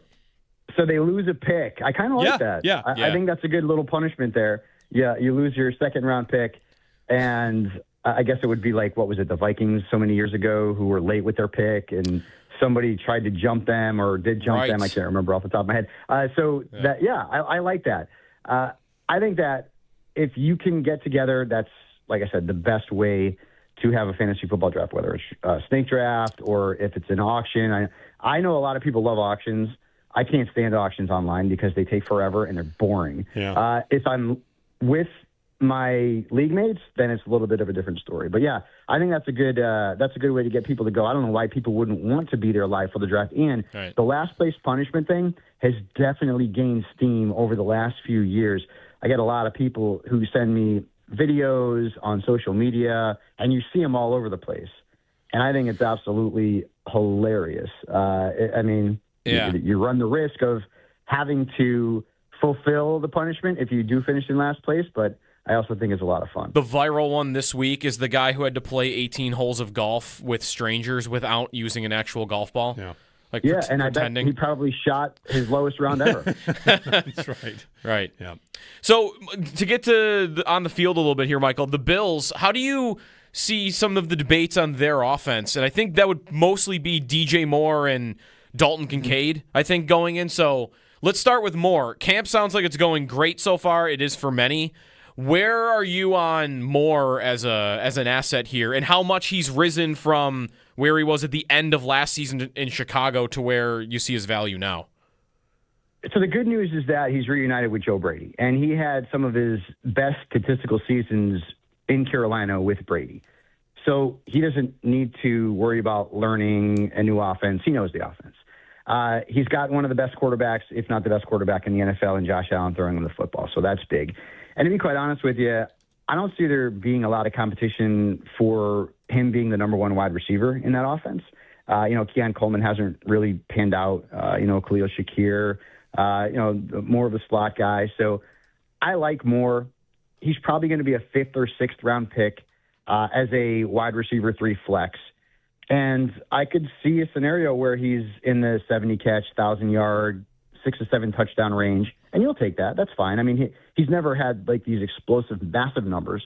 A lot of his success when he was a regular fantasy starter was in full point PPR because he would catch so many passes. But I do like DJ. I don't think he could have landed anywhere better from his in terms of his fantasy value. He couldn't have landed anywhere better in an offense that needed an alpha wide receiver, reunited with his former offensive coordinator and catching passes from Josh Allen. So all wins there. And I know a lot of people will say, well, he looks like he's past his prime. I still think he's got another year or two of pretty good production still left in him.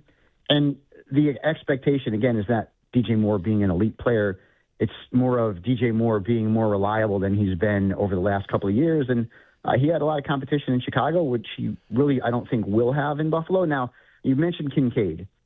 Kincaid drives me nuts because I loved him coming out of school. This is going to be one of the next big tight ends. And the flashes of potential have been there, but he's just never been able to put it all together for a full year. Like at the beginning of last year, the first half, he was putting up really good numbers. And you're like, oh, here we go. It's finally the breakout season for Dalton Kincaid. And then what happens again, right? I mean, he's nicked up and the numbers go down. And so he's outside of my top 12 tight ends, but he's definitely a guy that I could see finishing in the top 12. He just needs to stay healthy. So Kincaid's got all the talent in the world. It's a matter of things lining up for him, staying on the field for at least 15 games. And I think in that sort of scenario, he's going to end up being a guy that could end up being a pretty good draft bargain. But I just don't have enough faith in him based on, I mean, he's been in the league already for several years. I don't have enough faith in him to, say, draft him as my surefire, no questions asked, number one fantasy tight end. I'd rather draft him as a 2 and hope that he can reach those number 1 levels. How about running back? A lot of running back chatter the last couple of days because of these big contracts. Jonathan Taylor's just became official. Jameer Gibbs, Bijan Robinson. James Cook signed last year and got an increased workload. How high can Cook go? Can he do what he did last year? Because I remember last year a lot of the conversation was about touchdown regression, which did happen. Yep. But he was featured more and won the rushing title. And as part of this offense, it seems like they're still committed to him. How high is the ceiling from a fantasy standpoint, do you think, for Cook?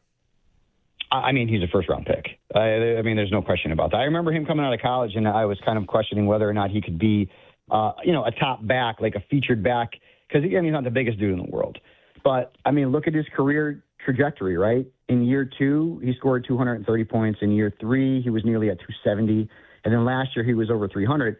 And even though, I was one of those people who said, there's going to be some touchdown regression, which there was, but it was, 4? So, it wasn't like a massive reduction. And then his scrimmage yards went way up. And again, you talked about, winning the rushing title at over 1,600 yards. He is locked in as a first-round pick. I mean, he's still in the prime of his career. He's, 26 years old.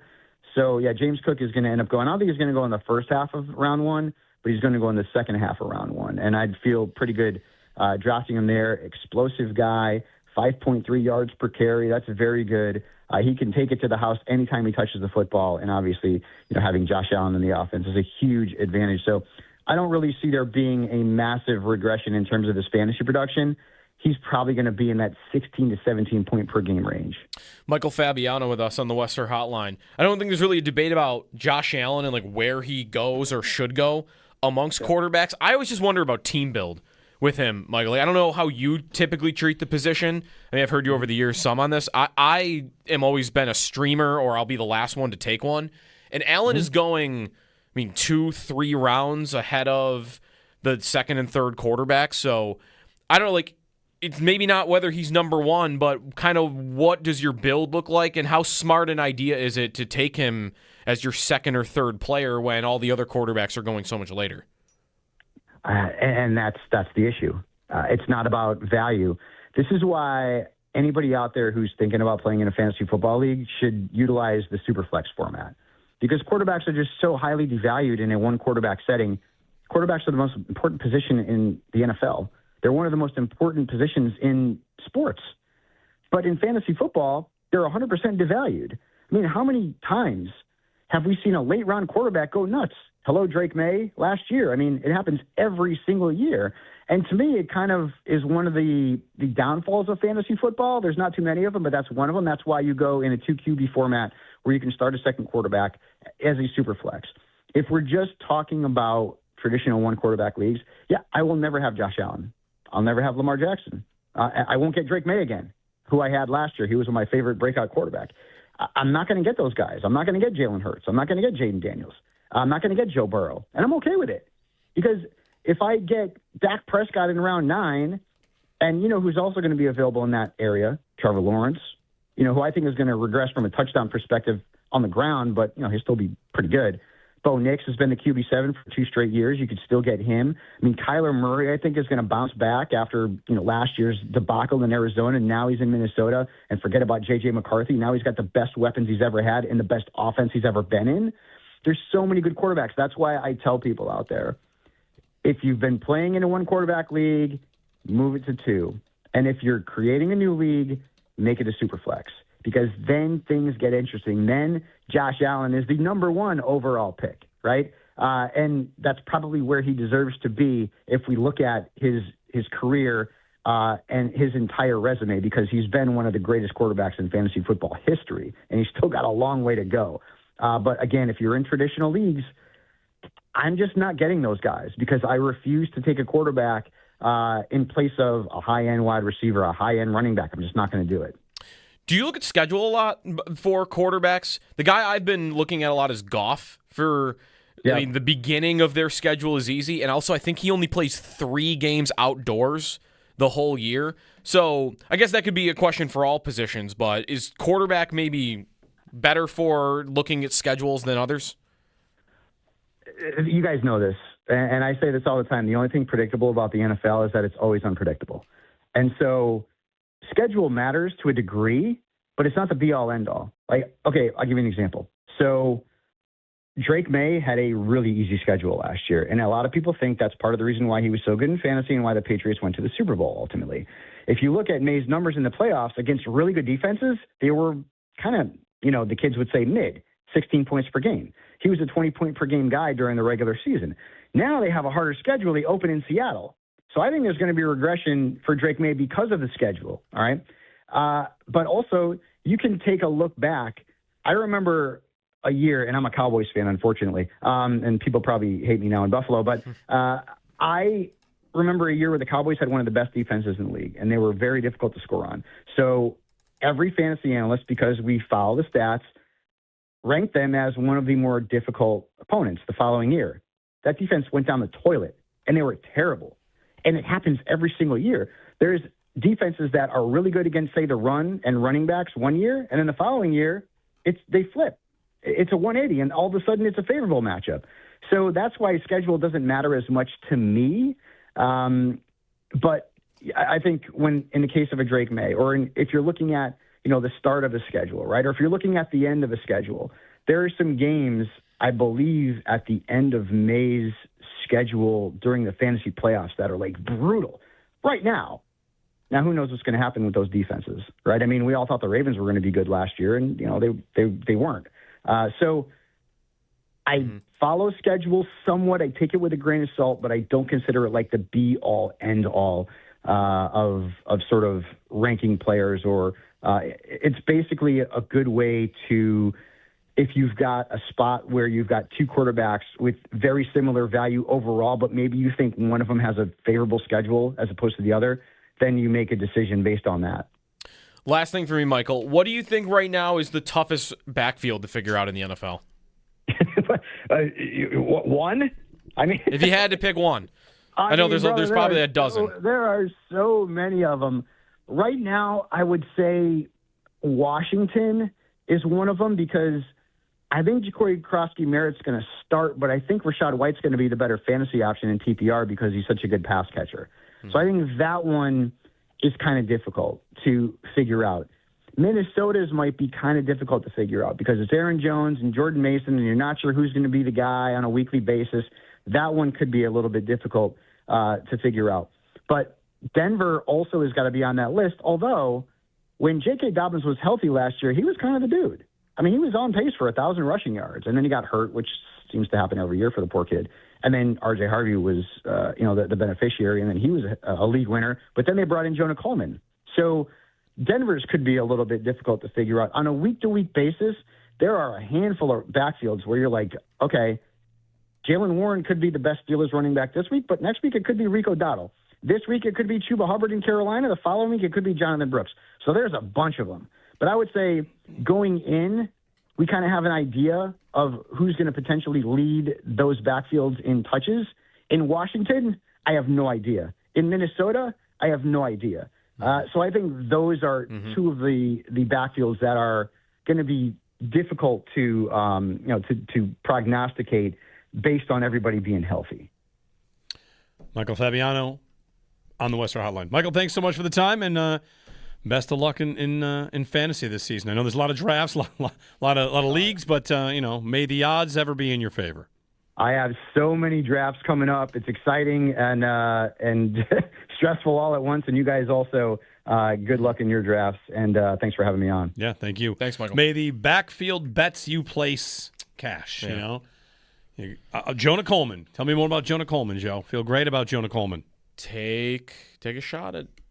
I'd take a late shot at all these ones. Mm-hmm. I think I'm doing more of that this year, where I'm not taking running backs early, and I'll just take 4 shots at 4 murky backfields. And if I 50% hit rate, I got 2 starting running backs. One of my draft strategies in Dynasty over the years has been take the receiver I wanted the Bills to take in the first round that they didn't, and it's gone fairly well. Let's see. So you've been taking. I've got JSN. This year I'm taking Concepcion. I'll take a little Denzel Boston here and there. I've got some.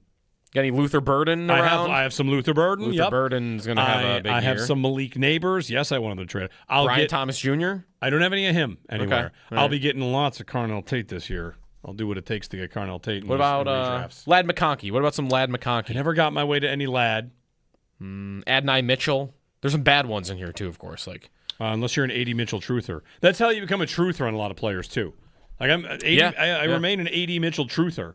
And I did draft him in our rookie and free agents draft in the low SED league, where I'm the reigning champ. 80 Mitchell got brought on board. Geno Smith can throw the ball to 80 Mitchell. Let's have it. 80 Mitchell gets open. They're probably going to throw the ball a lot. He gets open all the time. He had some of the best underlying metrics in the league last year for getting open all the time. He can't really catch the ball. He also had one of the worst drop balls at the goal line we've ever seen. That was why he was still in Indy. There should be an over-under bet on balls dropped inside the 1 for the year, right? That would be an amazing bet. The league-wide over-under on how many guys drop the ball running into the end zone and costing their team the touchdown, over-under 2.5. That's a good bet for us. 2.5. You think it's too big of a number? That might be too big. Does it even happen once a year? Oh, last year it happened like 3 times. 1.5. I'll take the over. I'll get 2. 2 guys drop the ball. You offered 2. You offered 2.5. Well, I didn't say I would take the over. I thought you might want the over there. I don't want to take the under 1.5. How about 2? 2. Set the line at 2. Okay. But I got 3 for the win for you, 1 for the win for me, and 2 it's a push. $10. Sure. Let's do it. All right. 3, and again, the measure is inside the 1. Yeah. So it happened twice last year and 3 times the year before that. Okay, so 2's a good number. Yeah. I love it. Now I'm rooting every single breakaway, guys running down the sideline like, come on, drop it. Let go of the ball. What a bet. All right, $10. Has it ever happened to the Bills? Ooh. That's a good question. Sammy Watkins got tackled from behind because he was pointing to the sky. Right.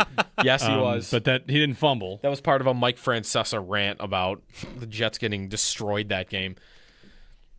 He was backpedaling. It was so easy. We're going to do one and done when we get back. Mm-hmm. What do you got? He had, in that game, Sammy Watkins, didn't he have 3 catches for 200 yards? Sounds right. I mean, the one he got tackled on was 70 yards or something. I'm pretty sure he had one of the craziest games ever for the Bills for how few catches he had and how many yards he had. What year is that? I want to find that game. That's Kyle Orton, right? Yeah. Yeah, Orton was Watkins' rookie year.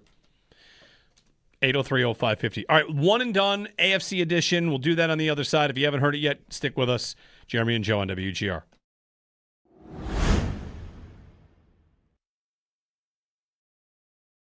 Brandon Bean stays. Joe Brady's here. Training camp is a time for everyone to feel better about their team, right? I know that about ourselves. How do you get the sense things are going for the Bills in their new alignment in what is a season that has a lot of newness to it? Yeah, newness is the word, and with newness comes uncertainty. To go back to Sean's firing, I mean, there was a part of me going into the season that felt it was a Super Bowl or bust situation. I'm sure I wasn't alone in this. I'm sure you guys addressed it at various points, along with others. But as what, and I think in my mind, if they had lost the Jacksonville playoff game, I would have been pretty well convinced that that would have been the point at which they'd part ways with Sean. That if you can't get past that game, that's a bigger problem. And the nature of it, and we know how it came about, or at least in terms of the way the outcome of that Denver game, and it just didn't feel to me like I said, okay, he survives this because that was a literal last play controversial blah blah blah. But I also understand in this game that owners have that prerogative of doing not only what Terry Pagula did, but Steve Bisciotti did in Baltimore, parting ways with an iconic John Harbaugh, a Super Bowl winner. I mean, the guy who's got that team there multiple times, just didn't get it there with Lamar Jackson. And Steve Bisciotti said, look, we just got to try something different.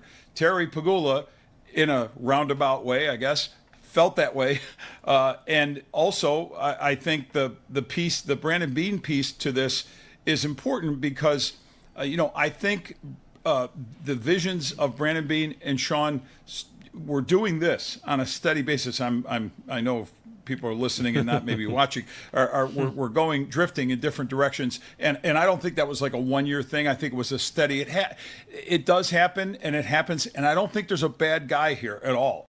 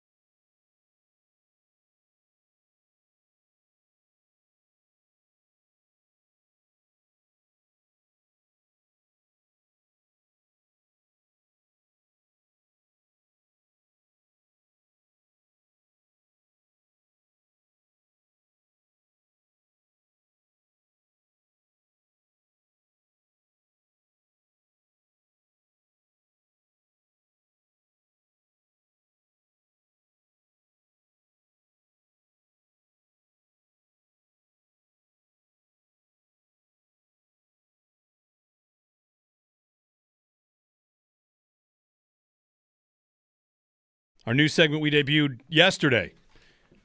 Yesterday we did the NFC, today the AFC. 1 minute per team. Set the timer. No time more than a minute for each team to just give takes. It's 16 minutes of football takes, and it begins. Let's do 15 teams because with the Bills, we give 3.5 hours. That's right. Yeah, that's good. That's good. This one, 15 minutes. Actually, no. I can tell you very quickly that you want to do it first. We'll do the Bills because we'll reset it. Yeah, the Bills. Buffalo Bills. Oh wow, that's aggressive. Oh my, that's aggressive.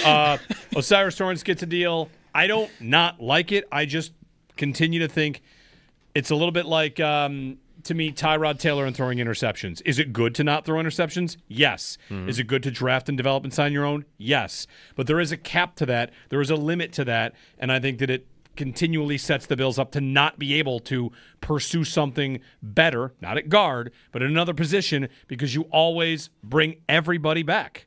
The good draft picks definitely stay.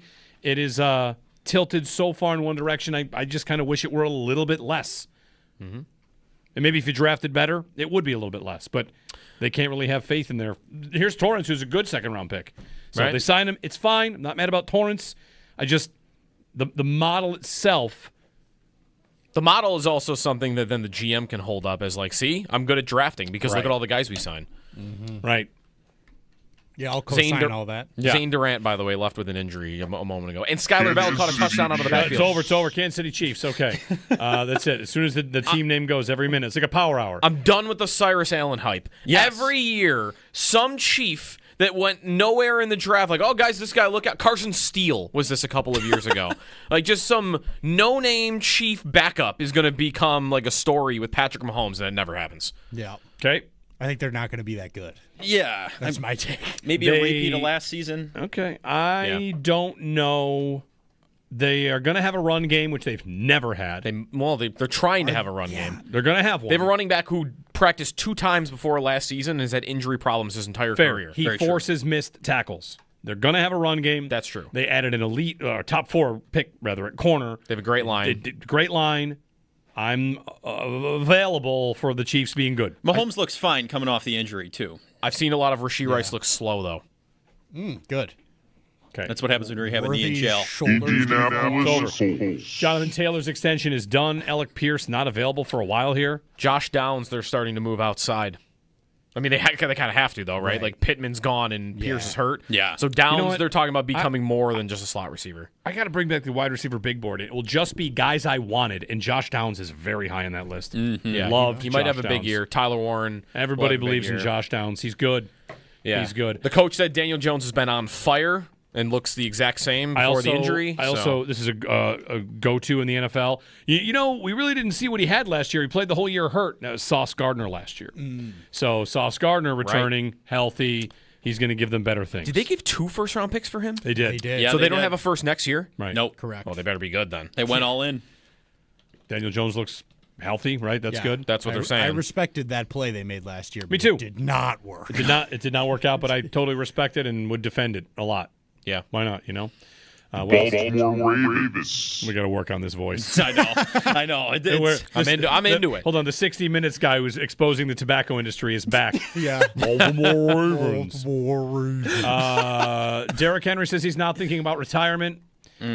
I saw a headline earlier today, Jesse Minter shuts down ridiculous Lamar Jackson narrative, but I never clicked on it. Okay. Well, guess the narrative. Who knows? Guess the narrative. I've seen a little bit of, all I do is think about receivers. Declan Doyle is their new offensive coordinator. They have boxed Rashad Bateman into one role the whole time, and they're going to move him around. And one of the guys that I trust the most on receivers, Matt Harmon, has always been a truther about Rashad Bateman. Eventually it's going to hit, to the point where his listeners and followers make fun of him. And he saw this and said, I'm telling you should probably get on Rashad Bateman. So, and they signed Bateman. They did. They did. He hasn't really done much, but they signed him. They must still believe in him. He's always been interesting to me. Yeah. Minnesota, right? Dolphins. We'll never know. Tankapalooza. Very odd that they were reportedly interested in signing Diggs. Yes, that was insane. Makes no sense. Diggs is going to wear number 18 in Washington. Ooh. I don't like that. It's a quarterback number. They're tanking. What did you want Diggs for? Unless maybe it wasn't real interest, but hold on. What? To trade at the deadline. Seriously, That might not be a bad idea. Let's sign this guy for $12 million, free- and then at the deadline, I'll try to get a second-round pick. Trade him to and wherever. maybe get a free second or third round pick. Not enough teams just go out and get a guy and say, like, hang on. That's a good we'll point. send you where you want to go. They could have thrown him the ball a million times because there's no other receivers. I made this point for the Sabres a bunch of times with Vanek. Like, bring him back and then just trade him. Yeah. It's a good point. Say, play here for 3 months, and then, we'll All trade right. you. I like that. That's my best case. I'm curious about Malik Willis. That's my only other thing. I think that's going to be a next season thing. He's got nobody. You know what I mean? Yeah. Like, they got to have other Don't people you around him. besmirch But Tutu Atwell like he'll that. be a bridge quarterback in a year. Broncos. Denver. There's a lot of Pat Bryant hype, who was a third-round receiver last year. He's earning one of their starting 3 spots and is making plays every day. They're saying he was doing some stuff at the end of last year too. But Waddle is the story. Waddle's already limping around with muscle tightness. 4 to 5 days. See, everybody's been like, Waddle's going to be like the best fantasy receiver in the league this year, and I'm like, he's going to like be in the medical tent every 5 minutes because he always is. That's the concern. I don't know, like he's great, and I would love this. I love the spot, but I don't trust him. I know. I love him, and that was the last thing I wanted to see. Was that he's already going to deal with soft tissue stuff. Because that's been his whole career. On Good Morning Football, they're debating whether or not the Broncos can set the single-season team sack record. This is where I would tell you, depends who they play. Mm-hmm. Let me look at their schedule. Do they play a bunch of bad quarterbacks? Because then maybe. Yeah. Houston Texans. You'll never know. It's so ridiculous. Are they going to pay Stroud before the season? No. They shouldn't. They should. Would they pay him middle of the year? Want to. Middle if he's going well? Wait till the end of the year?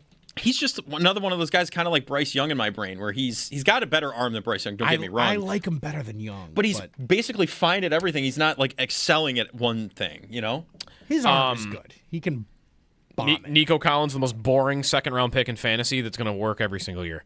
Yeah. He's great. I think I'm finding I don't have a thing to say about the Texans. No? I mean, a lot of people picking them to win the AFC. I know. Yeah. I think it's Would just, you pick them it's right? defense. Would you pick the Bills to beat them right now if the game was tonight? I don't know. Ooh. Yes. I think I would. I don't You'd know. pick who? The Texans to win? No, I picked Bills. Listen, on the road afraid in of your those first ends. ever game as a head coach dealing with that road environment, getting played. Cincinnati Bengals. We'll find out another day. Cincinnati.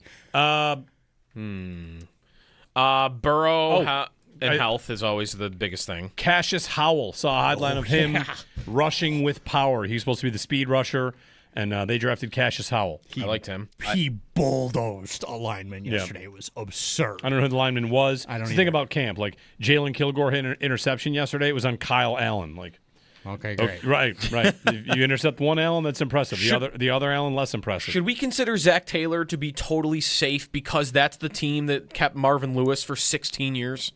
After McDermott got fired, I'm not going to consider anybody safe. Yeah, 100%. But the Bengals are not a normal team. They've had 2 coaches in 20 years. If this doesn't work for this season, they're going to have to move on from Taylor. They're going to look at Joe Burrow and That's be what like, I'm we got to saying. get someone in there. Wouldn't someone Burrow said do something? But what I'm saying is someone said that about Marvin Lewis 7 years in a row, and they never got rid of him. But I think Burrow changes it. And Burrow is New York Jets. We did talk I wanted to hear more about that Bengals point. Well, sorry. We can't. The Jets. It's against I the got rules. things to say, It's folks. against the rules. We already talked The about Jets. A.D. Mitchell's Geno really good. Smith. Their rookie tight end Kenyon Sadiq is like barely gonna be able to play this year. Yeah. Like, he's already banged up. They're going to finish above the Dolphins. if Geno's any good, is that offense going to be like kind of pretty okay? It could have some pop. I mean, It's going to be good with garbage time stuff, though, isn't it? Like he's going to throw for 4,500 yards because they're going to be trailing. Right? Or am I wrong? Is the defense not going to be good again? Didn't he have a reasonably good season in Seattle? He had a couple of reasonably good seasons. in Seattle, yeah. He could have that kind of season. And You got Breece Hall still. he went to the Raiders last year. The Raiders are, well, now they might be turning it around, but Yeah, that was a bad time That was last year. like throw I think- the Hail Mary for Pete Carroll. I'm not about to say the Jets are, Eden, but it might be better. He's got some good weapons. Garrett Wilson, you mentioned like Breece Hall. Yeah, I'm worried about that. Pick week 1. They play the Titans. Los Angeles Chargers. We're not going to find out. But we haven't got to the Titans yet, so maybe I'll get you my pick That's there. true. We could revisit. We got to come back to that. I Chargers. love every clip I see of McDaniel and Harbaugh. I can't get over it. I think it's going to work so well. Did you hear Harbaugh? Yes. Clip on the hurt yesterday. Yes, Harbaugh He couldn't spent 30 seconds looking for a word he couldn't figure out. And he went for evolvement, Which he then asked, "Is that a real word?" And what he was looking for it was evolution. Yes. Evolution. He's like, the evolvement. It was really tough. It was really tough. It's one of the toughest clips I've ever seen from a head coach. Following that clip of him to start training camp, that was really tough. I saw Dolphins fans dunking on Mike McDaniel for his press conference, and all the replies were like, that dude's the best coach you've had in 20 years. Yeah. You might want to zip it, Miami. The other thing that's happening there is the quarterback and his new wife are on the field making out, tonsil hockey, making kissy faces on the field. Yeah, on field. It's the schmoopy episode of It's Seinfeld. on field PDA. Yes, it is. I don't know what. Tennessee Titans. I'm making the joke anyway. Okay, Jets Titans week 1. I want to make the Justin Herbert joke. Quick. That's actually against the rules. You It can't. is against You gotta the rules. wait. You can't do it. I gotta wait. I couldn't finish my Burrow point. Titans. Titans or Jets week 1. Titans. Cardinal Tate to the moon. To the moon. Yeah. It's not really an answer to this. I Because like- you like Garrett Wilson too. Doesn't matter. Cardinal Tate is Robert Saleh revenge game. is Day ball. You can start a franchise today. Carnell Tate or Garrett Wilson. Tate. Wow. Ooh. I really like the Titans coaching staff. I'm excited to see how that team, I guess, evolves in the next couple of years. But Titans. They will finish last still in the division, won't they? I like Cam Ward. Cam Ward's gonna be good. You want to say it every time they come up. I like Cam Ward. I saw a picture of their stadium, the new one and the old one, and they have beaten the Bills at how close the two were built together. really, it's closer than the Bills' two stadiums just were. The Titans stadium, you could hit a gap wedge. It's still right there on the water, on the river there. It's I don't at know. the end of Broadway. Whatever it is, it's Cleveland Browns. I'll never find out. Deshaun Browns. or Shadur. The They're least alternating. interesting quarterback competition of all time. The worst. The Browns. What's going on there? Concepcion and Boston look great. Boston probably more so. I forgot what it was, so I apologize for not knowing this. Todd Monken at one of their practices recently admitted something did not go well. I think which he's- never happens in a training camp. A coach said something was not good. I think he is a minus 10,000 first coach fired. Not one and maybe done? one and done. Yeah, thank you. well, he missed the picture. They wouldn't even miss him. Every time he talks, it sounds like this is the leader of the organization. It does. All offseason. Did you hear him talking about getting Dylan Gabriel reps? Every time I see a clip, I'm like, this person is a head coach? Yeah. Nightmare scenario. Yeah, that's a one and done. He's going to get fired like before. Maybe he gets fired before it's not even a one. It's, half and done. Yeah. That coach speak index account favors him big time. New England Patriots. Boo. They're going to be good. I just want to know if Travion Henderson's going to get more. There are reports that multiple teams have reached about Keyshawn Booty, and Drake May said he's here. He's here now. His feet are here. I also saw a report that the Patriots want to do right by him, which I think sounds like that means you will trade him. Right. Because you're not going to start him. I think that was reports from Evan Lazar on this station with us. That they'll do right by him? Yeah, they want to do right by him. Oh, really? I think so. All right. It might have been. That happened with something else, rumor mill thing. Yeah, we did that once. Like, it was hockey. Yes. Yeah, I saw the rumor report on Twitter, like reading it. Oh, that's a juicy rumor. At the bottom it said Jeremy and Joe. Like, it's us. That was on our show. That was us. I just forgot. Right. Yeah, it happens. Patriots. What else? Adam Vinatieri's going to the Hall of Fame. At Seattle on Wednesday. Tom Brady should present him. They start Seattle, Pittsburgh at home, Jacksonville, Buffalo. Seattle, Jacksonville, Buffalo, all on the road. They could lose 3 of their first 4 very easily. That's Big tough. gauntlet. That's tough. Las Vegas Raiders. Raiders. So there's a lot. Oh, Jalen Naylor. Keep an eye on that guy. He's getting number 1 receiver treatment in Vegas. Janty had a horrible rookie year, right? I don't think he had a horrible rookie year. He got hit behind the line of scrimmage. Right, it every was play. hard, Right. maybe. Oh, is yeah. More what I would say. Not Tough. He horrible. did have a horrible year. Tough sledding. Now they got Tyler Linderbaum in a new scheme. Right. I'm very curious what GT turns into. The way people are talking about Brock Bowers, if you draft him in fantasy, you'll win your league without starting any other players. They said that last year, too, and I died in every league I had because of it. So thank you. Yeah. I will be staying away from Brock. Is that our last team? We got the Jags and the Steelers still. We can two go more? early. Over under want. Yeah, 5.5. Over under 5.5 on the Raiders this year. Under.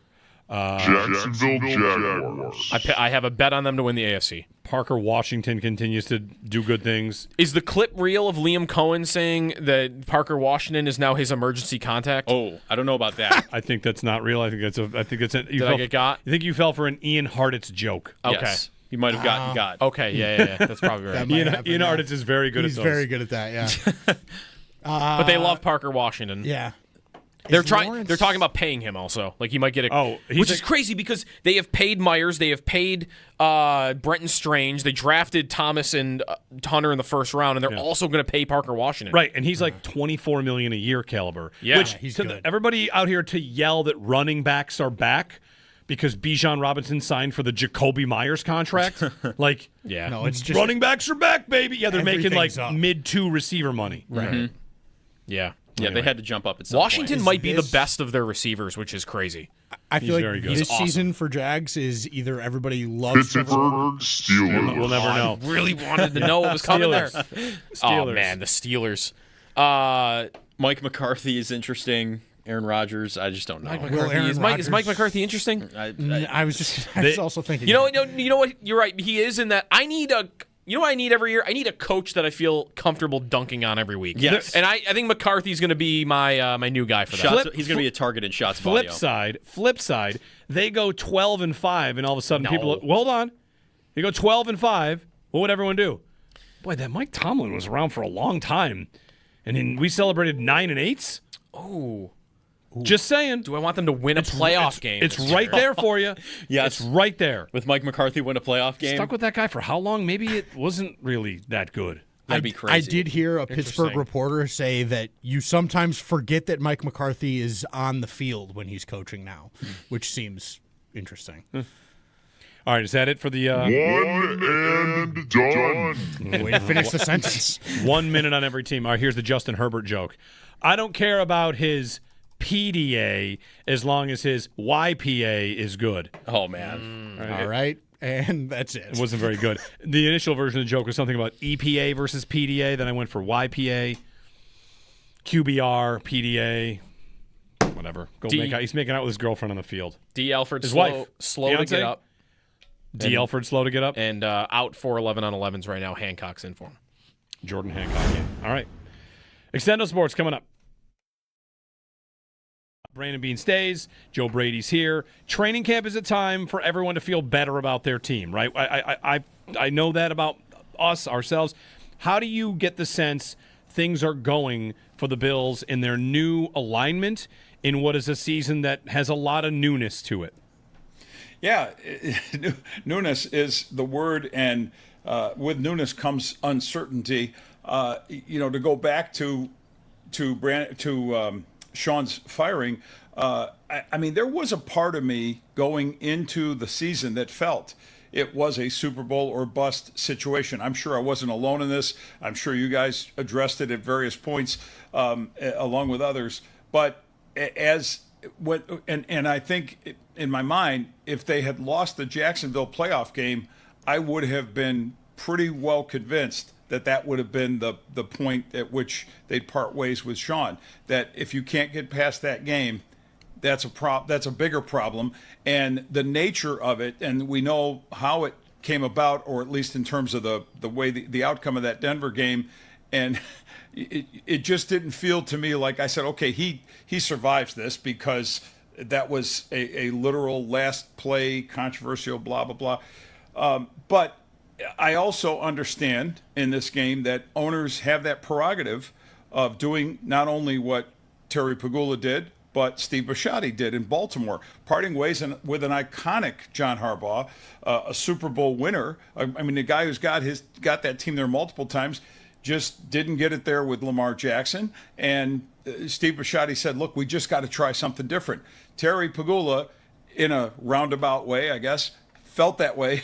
And also, I think the Brandon Beane piece to this is important because, I think the visions of Brandon Beane and Sean were doing this on a steady basis. I know people are listening and not maybe watching. We're drifting in different directions, and I don't think that was like a 1 year thing. I think it was a steady.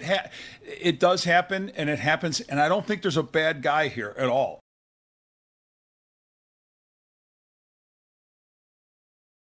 This happens every time that there's a new set of contracts signed, right? This last week or so, we saw that a right tackle signed in Chicago, and Bijan signed, and Gibbs. And I got a whole bunch of, wow, Spencer Brown, what a deal. Wow, James Cook, what a deal.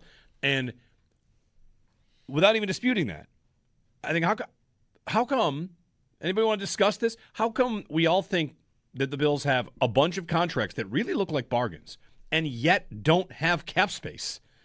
How do those two things work? Mm-hmm. Look at all these incredible bargains that they've signed. What am I getting with that?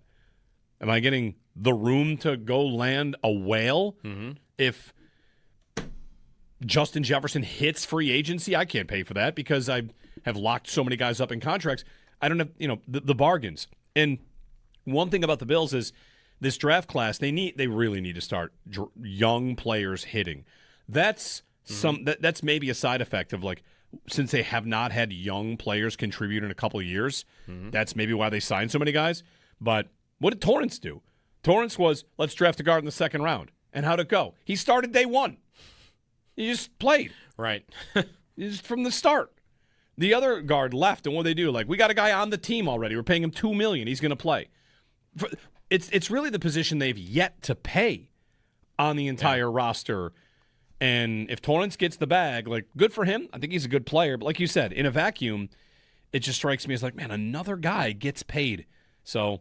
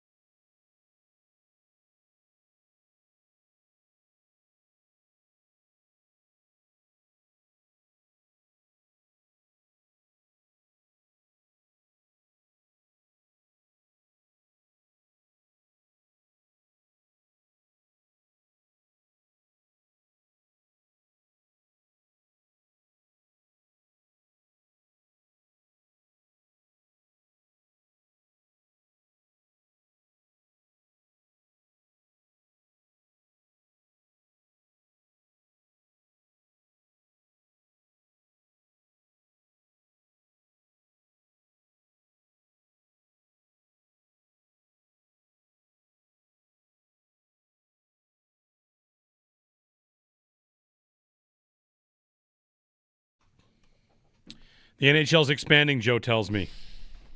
Yeah, Houston and Atlanta.